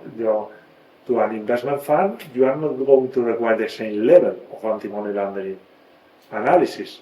You are going to require something for lawyers, for investment funds, for sure, but not as much as for banks. Also, when you want to implement something in ESG, who are in the center? Banks. They need to be green. So everything is a cost for the bank that in the end is going to be translated to the clients, of course. But everything, no, we need to get funding for defense, for firms related to defense, European defense. There was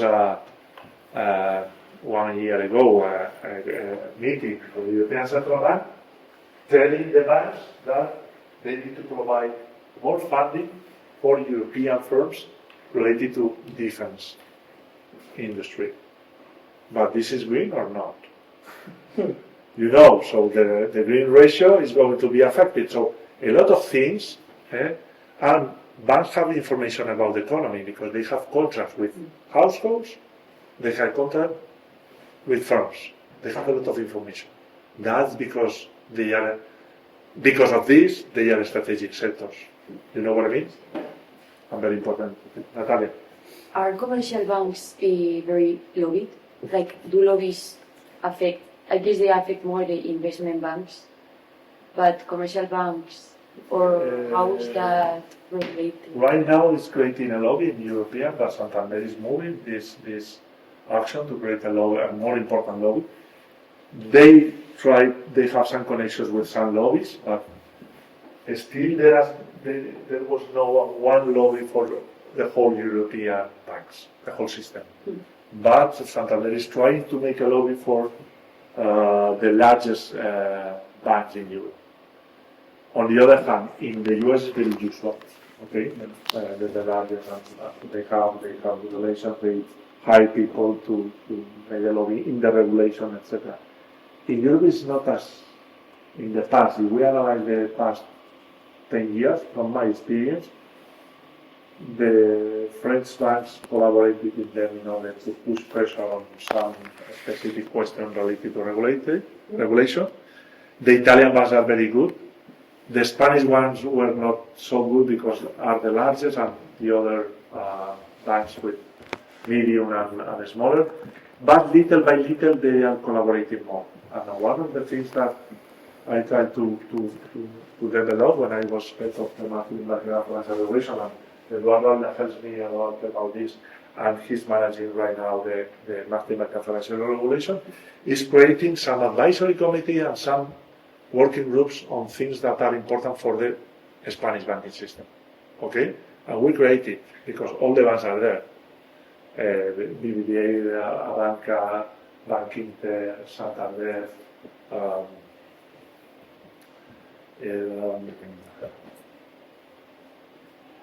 Unicaja, was Liberbank in the past, etc., etc. So we have a lot of people there. You know what I mean?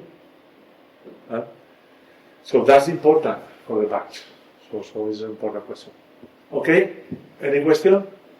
So we can go. Everybody download data from Russian bank. I would like to hear your opinion. Imagine that in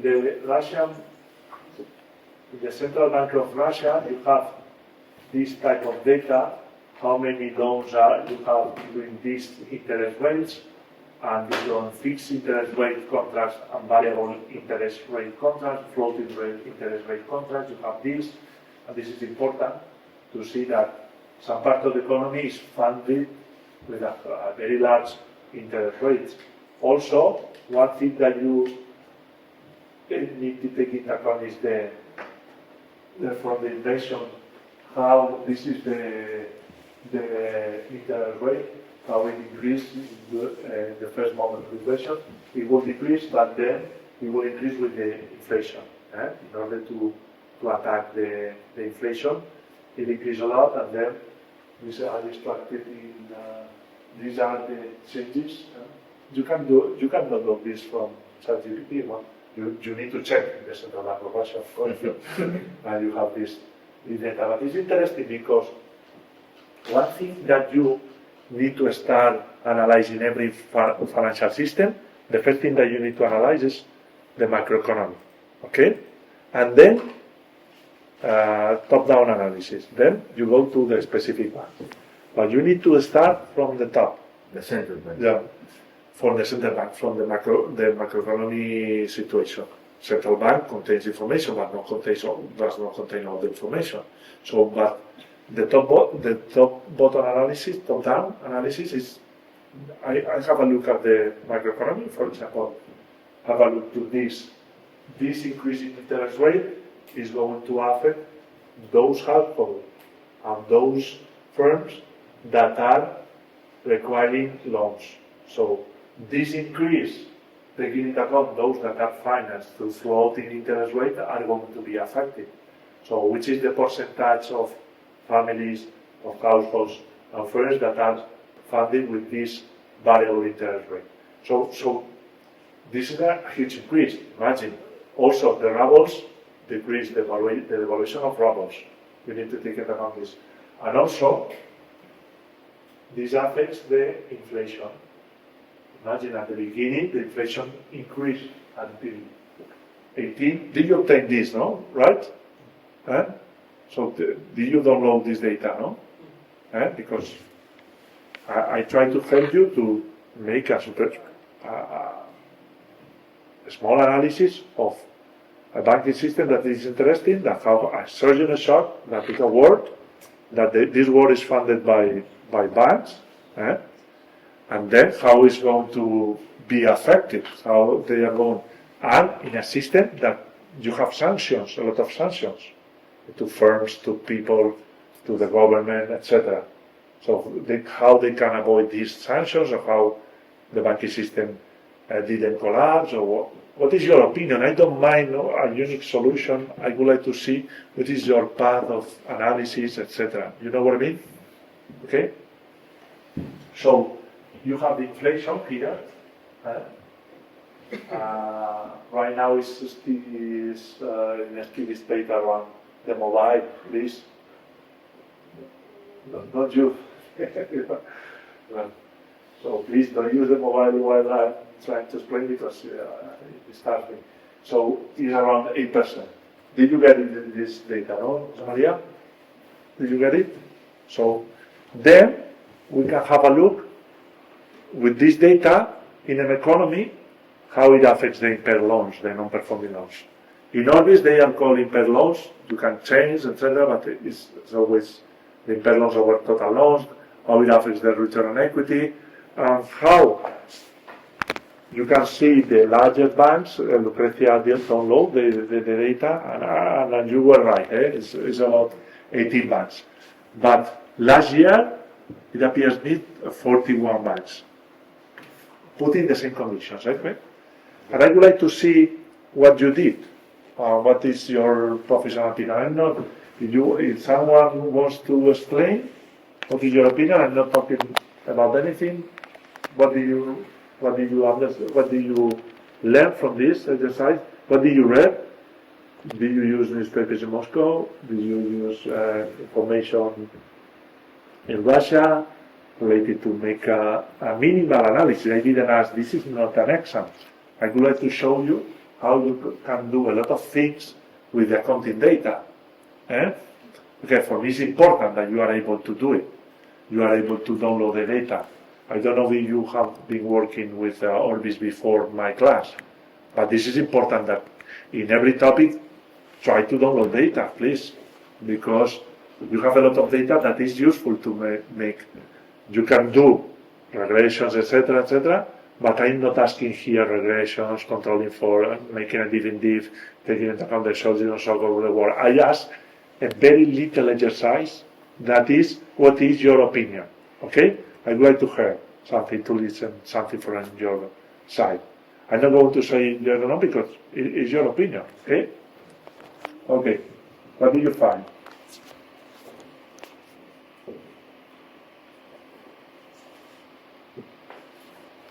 Russia has higher inflation than the European Union, but I thought something perfect. We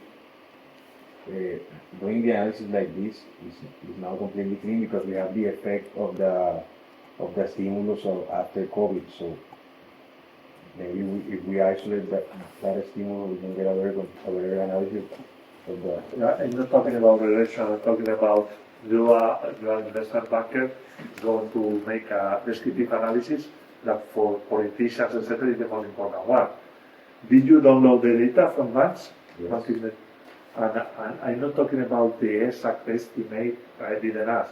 This is for the exam or for your final project in the thesis. I'm talking about what is your intuition.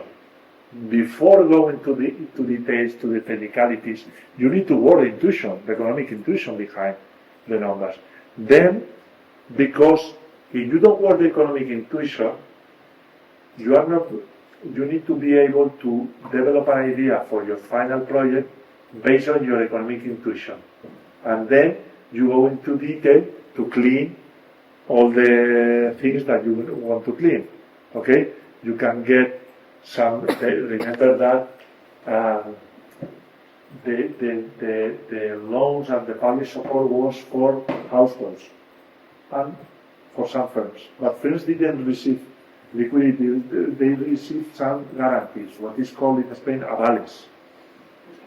And given the confidence that was created by these avales, by these guarantees, was not necessary to put more liquidity. You can ask Sergio, because he was working for the government, to the program of guarantees during the COVID. Okay? And he is going to show you some estimates they did about the guarantees, the FOMBI firms, which type of firms are not going to survive during the COVID crisis. All the estimations they did for the government. The government, of course, is independent and can make a decision not based on your analysis, but in the end you are an advisor as Bank of Spain. Okay? So, tell me something, Lucrecia, Jose Maria, you, what is, about the comparison that I asked, return on equity, not related to the structure of capital of banks. I will tell you a little bit more later. About return on equity, return on assets, impaired loans over loans, is there a significant difference between the European banking system and Russia? I was, from my point of view, I was expecting like worse ratios from Russia. Like when I found the ratios, I was like, You are talking about economic intuition. I love it, because this exercise is about economic intuition. You were expecting what ratios, right? Absolutely, right? like for example, With this macroeconomy, how about the households and firms? First reaction is correct, because you compare, for example, test of impaired loans over loans or non-performing loans over loans. You were expecting that the average in Europe is 3%, and you are obtaining 4%, 3.6, but nothing extraordinary, no? Right? More things. also the coverage ratio, the provision that you make for the loans divided by the non-performing loans is higher in the Russian banks than in the European. Okay. It's strange, no? It's like much higher. Yeah. It's because you can start to think it because the numerator, the denominator, or what is happening here with this macroeconomy. The people are paying 16% of interest rate, 15%, 18%. You have a lot of contracts. I showed you the contracts that you have. You have data about the contracts that are between 3, 5, 6%, 6, 7%, until 20, 25%. So, and the ruble is devalues a lot, so it creates inflation for all the imports, right? So always start from macroeconomy. You need to have a very good knowledge of macroeconomy, for sure. More things, Lucrecia or whatever. Victor. Yeah, I'd like to mention about the number of loans, rather net loans provided, and post-war, for most of the banks, I think I only see maybe 2 banks, where moving from 2023 to 2024, the number of net loans decreased, but most of them are increasing. Maybe the bank that increased net loans by 41%, the previous year by 37%. Very interesting. Very interesting. When? When was it? This is 2023 to 2024, an increase of 41%. So they are funding the economy, no? Exactly, yeah. They are funding. Very good point. Very good point. That's right. The same as me. They are funding the economy in a situation that is worse. When you are funding the economy and the situation, macroeconomic situation, what could be happening there? Before. But the fall, you are not. From the side of the firms that receive this loan. If you receive liquidity, you are not going to be in default because you are going to be able your liabilities. But the capital provision, so the capital that you require to hold, like the adequacy ratio, they go down because now you're funding the economy. So it means that the central bank would also be lenient on you, considering that you stimulating the economy. And then what is happening is you are providing a lot of the liquidity of the economy. One of the graphs that I showed you in the US, previous to every crisis, is the credit growth and also the loan loss reserve related. It seems that for loan loss reserve there is no problem. Lucrecia is on average is okay. But if you are providing loans more than before, if you compare before the war, before 2019, 2010, 2020, 2017, 2016, what could happen there? What is your economic intuition?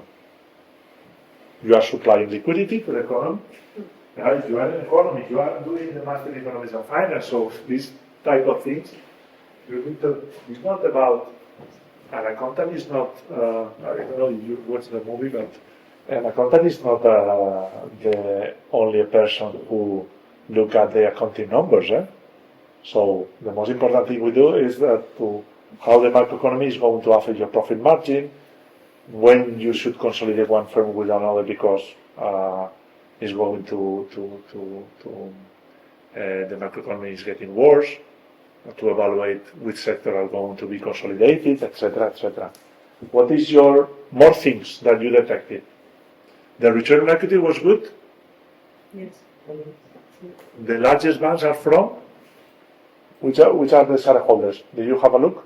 The state-owned banks. Okay, so Sberbank is a state-owned bank, no? Right? So the state is involved in a war. The banks are providing liquidity. No problem with non-performing loans. Well, no problem. No, it's not a high problem. More things.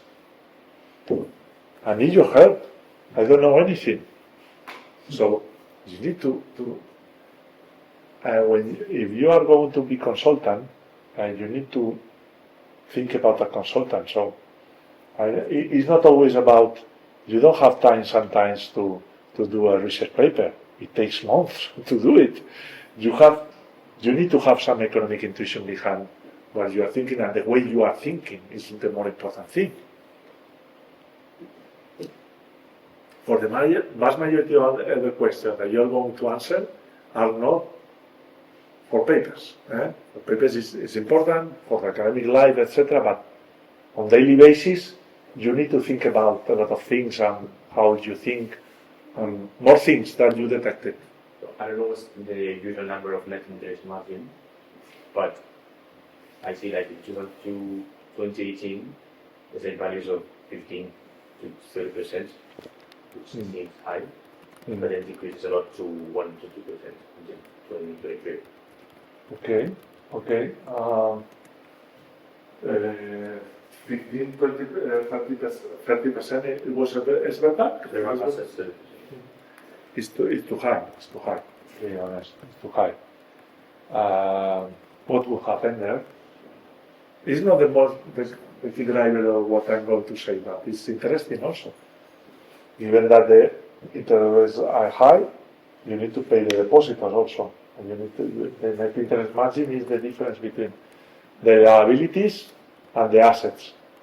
Perhaps investor depositors don't trust too much on the banks, and then for the liabilities are most costly. The cost of debt is more costly for the banks, and the spread that you can make is lower. Okay, do you follow me? Between assets, which is net interest margin, the interest that you earn from your assets, and minus the interest that you pay for your liabilities, that are deposits or whatever. So one question. More things that you mentioned, Lucrecia, and you, Victor, mentioned a lot of things that you can go deeply in the things that you mentioned. Also, the impaired loans have decreased since 2018. Okay. And because of the liquidity is high now, I'm starting to think that maybe the public sector is helping the householder. Okay. Public sector is good. Daniel. Daniel, did you read something from newspapers in Russia or No, ask ChatGPT or whatever artificial intelligence to look for some data that helps you to understand what is happening in the Russian economy or yeah, whatever? ChatGPT. But To be honest, ChatGPT. yeah, but it doesn't matter. Artificial intelligence is a much better tool for the people that know more one thing. So I don't mind that you use this, but which is next step? Did you find something related to banks, the world, the state? Because you mentioned the state is helping the households, etc. Because with this economic situation, it could be bad for the borrowers. If the borrowers have problems, financial problems, and if the banks don't roll over the liability, what is going to happen? Well, I mean, for the household. The borrowers are not going to be able to solve. The way that they are providing liquidity could be that in the future appears more impaired loans, more non-performing loans, because it's a way to solve the problem right now, but could be dangerous in the future. There will be some help from the central bank if you are financing some firms related to defense or whatever. They have some flexible interpretation of loans for this type of firms, etc. Did you read something about this? The mobile, please. The mobile. The mobile. You cannot use the mobile during the class. Sorry. Okay, for sure. Go. I'm gonna check it now. Okay. So no. I don't. So there are some news related to this that when you are in this situation, perhaps the state is helping these type of firms through the banks because you are the owner of the banks. You are the owner of the larger banks. So in some sense, if for you is important or strategic, you can provide some financial flexibility, no, to this type. More things. So but I didn't make a deep analysis of this. It's about to think with you, to think together with you about one situation that could be interesting. We can analyze other things in comparison with Europe. More things. I have a question, but I have just thought. We said that liquidity increased since the invasion. You said No, I didn't say. Peter found that in the last years, not after the invasion immediately, in 2014, the first quarter of 2025, second quarter, increased the loans. And it is right because I found the same. If you look at the net loans, and on quarterly basis or on annual basis, you will see some increase in some banks. And one of the banks increased 40% to the economies. Okay, there is an effect of inflation. The effect is 8% because if you want to run the same loan, is 8%. The amount increases 8%, but if the amount that increases 40% is more than the inflation effect. You know what I mean? That's important. Oh, guys, you need to analyze data. so maybe We are not theoretical. You need to analyze. they knew something about the invasion. I mean, if they do that, it's because they Well, like banks. but it's the behavior of a country in a war. You are supporting the economy. You try to support the economy as much as possible. You know what I mean? So, what is your opinion? Did you work with the data? Downloaded the data? No, I haven't. Okay, but you need to do it. Your opinion? My opinion about the fact of What did you find or something? If you want to be financial analyst, banker, you need to analyze something. It's not in academic life we are looking at the marginal effect on the marginal because the major effects has been analyzed during years. You are analyzing a theta that is the marginal effect. Here we are not analyzing the marginal effect. We are working with intuition. Then, after making a preliminary analysis, you can say, this is an interesting question that I want to do research or not. But before doing research and to go into detail to your final project, you need to do a preliminary analysis before select. Because if you ask a professor to select the topic, perhaps it's biased on his previous research on the last 20 years. So, guys, you need to develop an idea with working on a preliminary basis. And I think one of the important things to be academic or to develop your final project that you are free to select the topic you want. Okay? I'm not telling you that you need to work on Mars. You have data Orbis database that you can work on on different things. Okay? And you can data from more than 120 countries. Okay? So, Well, something I found was, for example, the year after invasion, the year-over-year increase in the return of equity in the Russian banks was 290%. So, that caught my attention. on average, Yeah, I think so. Or I did something wrong. I don't know if you have the same data. no, well, I didn't obtain this. I don't know, an increase of 290%. Yeah, and I had a 36.98% for European Union. Sorry, what is this? Show me. Perhaps it's because non-available data or something like that, or an outlier or whatever. Maybe, yeah. Perhaps, yeah, because. Because we the average, right? Yeah, and what are your data doesn't matter.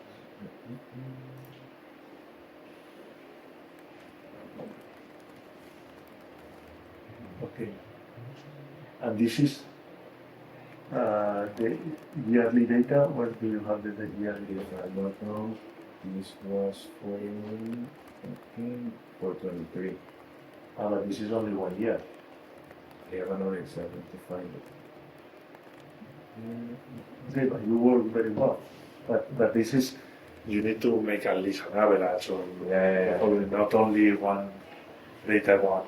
I need to refine the data. analysis. Profe, can we have another class of only of Orbis? Because okay, we can make it in when you need, February or March or whatever. I feel a bit lost. Eh? Okay, honestly, I feel a bit lost. Like, There is a guide in Orbis, and you can ask ChatGPT. okay, So it's important. I can do it, but it's important that you need to work a little bit autonomous. I ask, if you have any question, you can ask me before that. And the only person that sent me two emails or 3 emails was Lucrecia.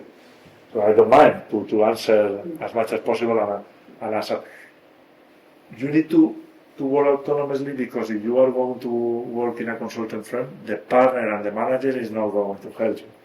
It's going to evaluate you on the way that you are autonomous to work independently and the way that you are going to learn from Antonio's point of view.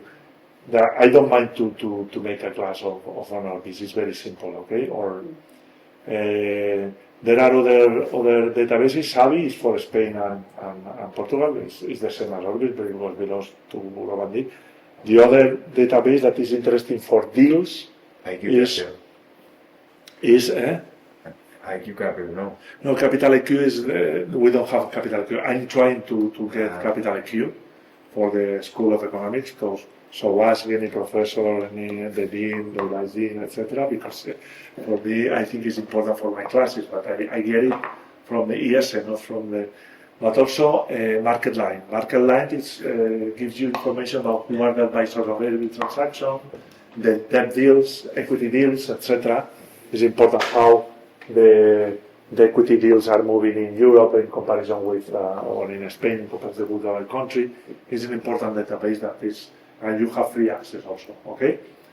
But if you have any question, please ask or try to work on this, because it's important for your panel project and for the topics that you are going to develop. Of course, you have access to database of Banco of Spain is great, but we don't usually have. I wanted to show you the paper of Dermis reporting, but given that Sergio Mayordomo is a co-author, perhaps he's going to present. Okay, to present. I will talk to him because he thought that it was a good paper between accounting and banking and finance. And also, it came from the fraud case of Pescanova. So it is the idea to see which is the debt underreporting in the Spanish economy of the firms. Taking into account that you have the data in the credit register, you have the exact bank data, bank debt data, and also you have the financial statements in another database, and you can mix and to see whether there are differences. The vast majority of cases there are no differences, but there are some percentage of firms that try to reduce the debt in order to get funding from banks, from suppliers, etc. So you need to take into account that the quality of all the accounting data is not the same, and the incentives that the people have when they are under stress is to reduce the data in the financial statements. You know what I mean? Okay, so more questions. Yeah, I wanted to know your opinion on, because you had mentioned that the number of COVID loans are pretty much better than anything you could expect. So Than expected. Yeah, exactly. And I was trying to think, is it possible that with the level of inflation the country is experiencing, would that be, okay, first of all, debt of things, maybe the banks had to restructure debt or undertake the contracts with the borrowers? When they restruct the debt, this loan is impaired. There is a significant increase in credit risk. What it could happen is that the state is providing liquidity, and those that help the war, the banks are going to be more flexible on this because they have a problem, and then this allows you to hide the problem right now because they are not in default because you are providing liquidity. And this is consistent with the thing that you found, that is the increase in all loans into the economy. Huge increase. If you look at the Spanish banks that didn't have any merger or acquisition, the increase is 2%, 3%, or more than this. Presumably 40% is. There is one effect from inflation. If the inflation is 8%, you have 8% of the same quantity is 8% larger in the following year, but 40%, 30% is not credible. So the people, households with such a level of inflation and interest rate, is not only you are poorer because of the inflation, you are poorer because you have to pay larger interest, right? That's the people that what is happening also in Europe. Middle level families in Europe are suffering the inflation from the 2022, 2023, 2024, and also the larger interest rate in the environment that we have negative interest rates. So both are affecting the families and the ability to pay the loans also in Spain, in European countries, and the access to real estate is much harder than before. To flats, etc., is much harder because of your ability, the effort rate that is completed by Bank of Spain is the average, the percentage of your rent that you need to use when you are paying a rent or when you are trying to purchase a flat.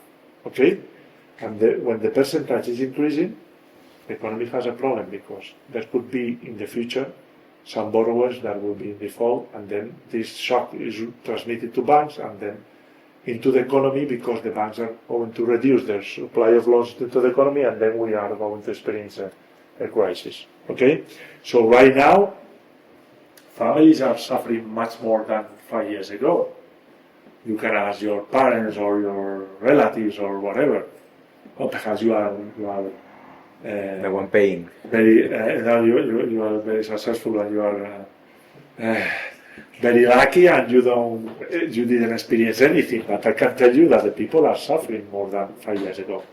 Okay? One question. The negative is because I don't know.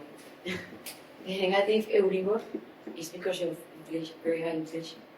No, at that moment we didn't have inflation.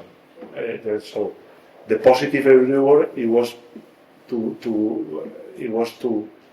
reduce the inflation. We increased the interest rates in order to reduce the inflation because we reduce the consumption into the economy, and then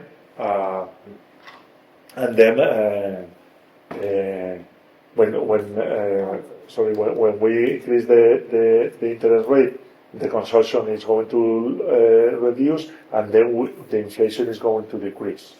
It's about inflation expectations. But you need to take into account that in the negative interest rate environment, it was because was a lot of liquidity from the European Central Bank in the European market, and we have a problem we have a fertility problem in Europe, and also that the average age of European citizens is much larger than in other countries.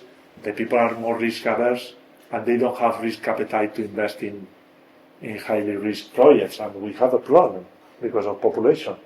This is a problem that is transmitted, economic problem, when you have a population that is very old, because people are not going to, I'm not going to take risk because I have a family, okay? And then I need to be prudent because of you can be risky, you can be risk lower right now, or in 2 years, 3 years, but in 10 years, your risk aversion is going to increase linearly, okay? And then, given this increase, you are going to be less able to invest your funds in a startup or whatever. When Bitcoin goes. Of course. So then, at that moment, 2016, 2017, 2018, there was a lot of liquidity because we have some liquidity instruments from the ECB in Europe. There was no risk appetite, and then the interest rate was negative, minus 0.50 Euribor, minus 0.40. You want to not to have so much liquidity. You don't want so Absolutely. you want to get out the money. If you have a lot of liquidity, you can. The money is very cheap. Imagine in academic life we didn't explain it. In 80s and 90s that this situation is possible. It was not possible from our point of view. Negative interest rate. That's you always start from the risk-free rate at 3%, at 2%, at 4%, but it was incredible. And the Euribor is composed of a questionnaire made by interbank markets, also between banks. And they didn't want to send their quotes to ECB because after the LIBOR scandal, they were afraid that if they put some pricing that is not totally correct, they are going to be guilty because of this. But LIBOR scandal was a fraud between banks, and Euribor is a measure that is. We also have another measures of interest rate, but at that moment was incredible. Nobody thought that it was possible. If you ask people in 2010 or 2011, that was not possible. Okay. So I finished my classes. I will talk about when we can do the exam. It will take 30 or 45 minutes because it's about 10 hours. It was a pleasure to teach these classes for me. A real pleasure. If you need something or you want that we elaborate one class about all this or whatever, I'm available. But please, if I prepare something, you need to work before, and you need to, and we need to be sure that everybody comes to the class, because if not, I'm not going to invest my time. And it was a pleasure, and I will tell you that from academic life, always you can do a lot of things that you cannot imagine. I work for research papers with the European Commission. I receive state decoration for other things related also to a contribution, etc. So you can imagine when you are an expert on one topic, what you can do. And that's the time to think about if you want to be an expert on one interesting topic for you. So you have this opportunity to think about. Your life is going, you need to take into account that you are going to work until you are 70 years old, at least. And perhaps you need to think that you are going to be able until 80 to select a job that you can lead. To work as a consultant, in the bank, etc., is very stressful, and it's difficult to keep working until 70 or until 80. In the academic life, you can do it. Okay? So it was my pleasure. Okay, we keep in touch, and when you talk with Sergio, etc., we can put the date of the exam, February or March. Ask me, because I have other classes or the teaching, and I need to go to Madrid in February, March, and April, May. So I will do in the best date that you can do it. Okay? Okay. Thank you, Profe. Pleasure.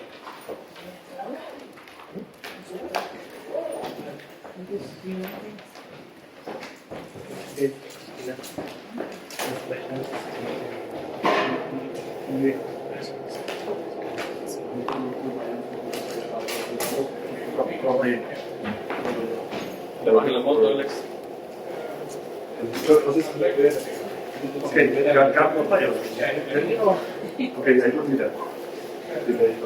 ¿Qué dice el Alex? Va para la Biblia, dice. Para la Biblia. Lo pasaste. Ya que se va a regalar. ¿Escuchando? Claro, yo estuve en una reunión importantísima, literal, estábamos estresados por el trabajo porque el Stats me ha tenido o sea, tenían Mr. Polidones, no estaba bonito. Es como lo que he hecho, casi la vida preparada.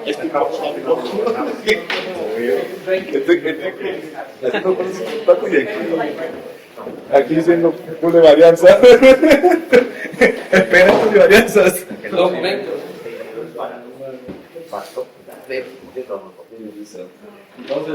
¿Qué sale?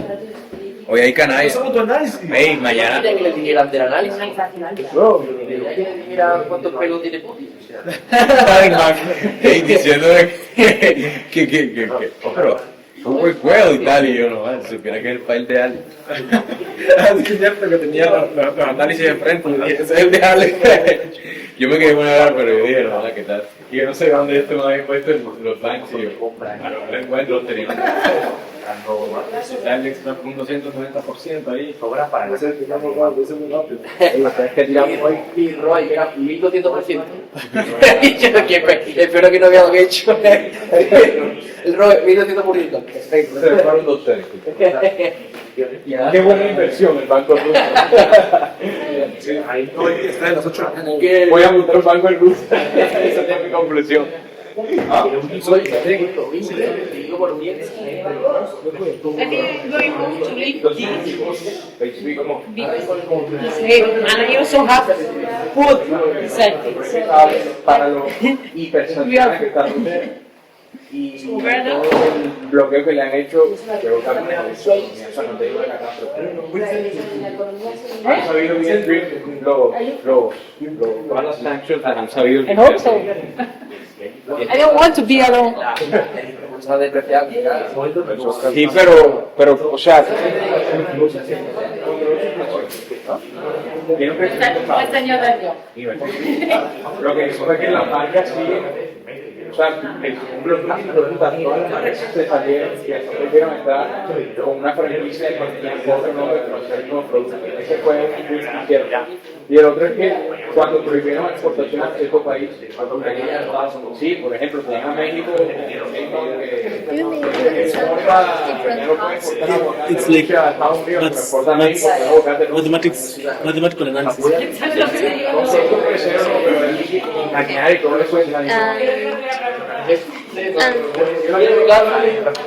Pelucho. Pero nada, ¿qué vamos a hacer? Do Ey, you have any advice to have the son insurance? preguntas. Like what you study? Vamos a ganar ya.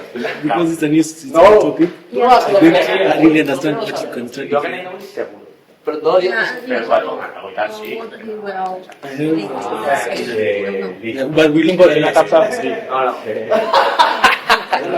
no, yo canalla que we haven't covered a lot. pero We're covering the same thing, y canalla es mucho, but in pero por different. eso Mañana en clase, ¿no vais a ir? Okay, so 2 hours.